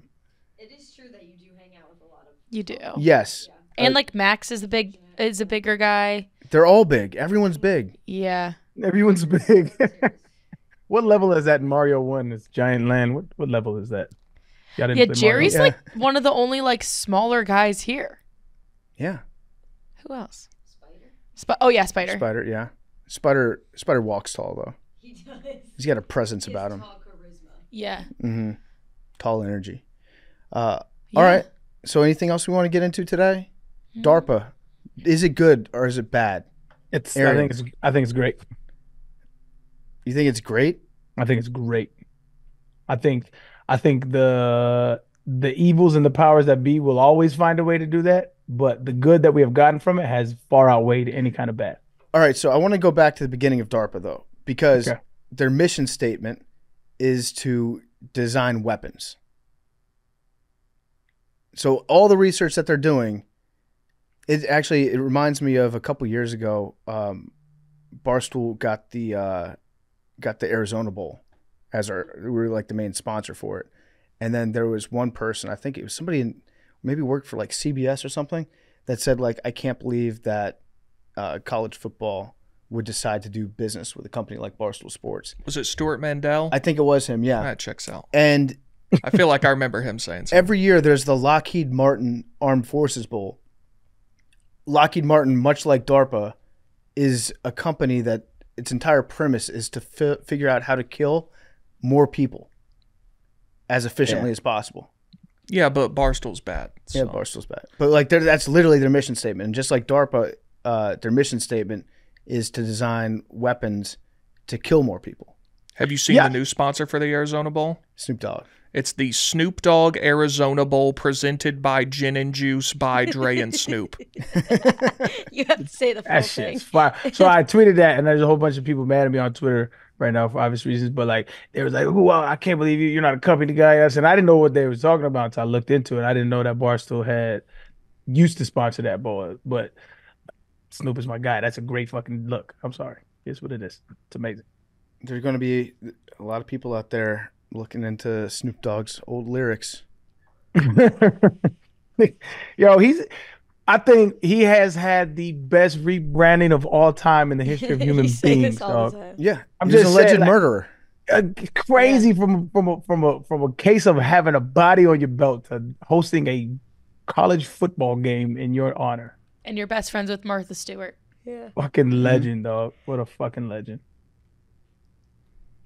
No, but to answer your question, PFT, I think, yeah, we live in a society of war. Like, as much as everybody says they don't like war, we all participate in it, and we just live in a conflict-ridden world. And so, naturally, a lot of our energy, time, and resources are going to be put into that. I would like it to not be the case. I would love to just have a scientific inquiry department where that's what we funded with unlimited amounts of money, but that's never going to be the case. Most of our scientific advances came from, well, we're either going to kill the other guy or we're going to beat the other guy to it. Moon landing, all that stuff, right? So we always have an opposition in the race. It's never just for fun. Fucking and killing. Yeah, That's what fucking- like it's either Defense Department activities that end up accidentally creating new ways to like save people from dying of heart attacks, or a porn company being like, what if we made this 3D? How horny would you get if this was 3D? Fuck it, $2 billion allocated. Let's make it happen. Amen. Yeah, so anytime you spend this much money on weapons, you're going to use them. You're going to find a reason to use them. Even if you don't have a reason to use them, you're going to be like, well, we got all this cool technology. It's been a while since we've been really out in the streets. So we might as well put to good use. Because then, you know what's going to happen if we don't use all the shit that we've created? Then people are going to be like, well, why is the Defense Department getting so much money if we're not even at war at all? Whereas if you have an enemy, a new bad guy that you're going after that you care about all of a sudden, then it's a new war. You use all the shit, and then you have a reason to get more funding and keeping all those people employed, even hiring new people, and the gravy train keeps going. Eisenhower said he called this shit. Nobody's ever called their shot like Eisenhower when he got out of office, and he was a war hero. He led the D-Day invasion, helped us win in Europe. And he came back. He was president. People loved him. On his way out, he was like, just a heads up, the military-industrial complex is going to be a problem. It's a bunch of people that are not accountable, that are not elected to their positions. They just have jobs, and their jobs are to spend government money developing new warfare systems, and they're going to want to use these warfare systems and retain their jobs, and it's going to be an endless cycle, a self-contained loop of people that are making money to figure out ways to kill people. Then they kill people. They have motivation to find reasons to kill people. Then they need more money to make new ways to kill the next bad guy. And that's kind of what's happened. Called a shot. And that was when was that? 1950. When did he leave office? When did that son of a bitch get out of there? 58? 60?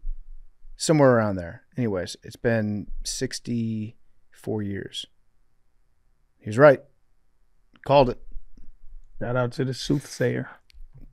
Dwight. All right. So that does it for macrodosing. We will see you guys next Tuesday for nanodosing. This was a big nanodose, by the way, on Monday. It was like, 2.5 hours long? Yeah. Yeah, usually we keep it a bit shorter than that because there's no set topic or agenda. But we'll see you guys on Monday. Also, more listener voicemails on Monday. What's that number? 347-560-0401. Okay. Well, thank you guys for listening. Love you guys. Peace.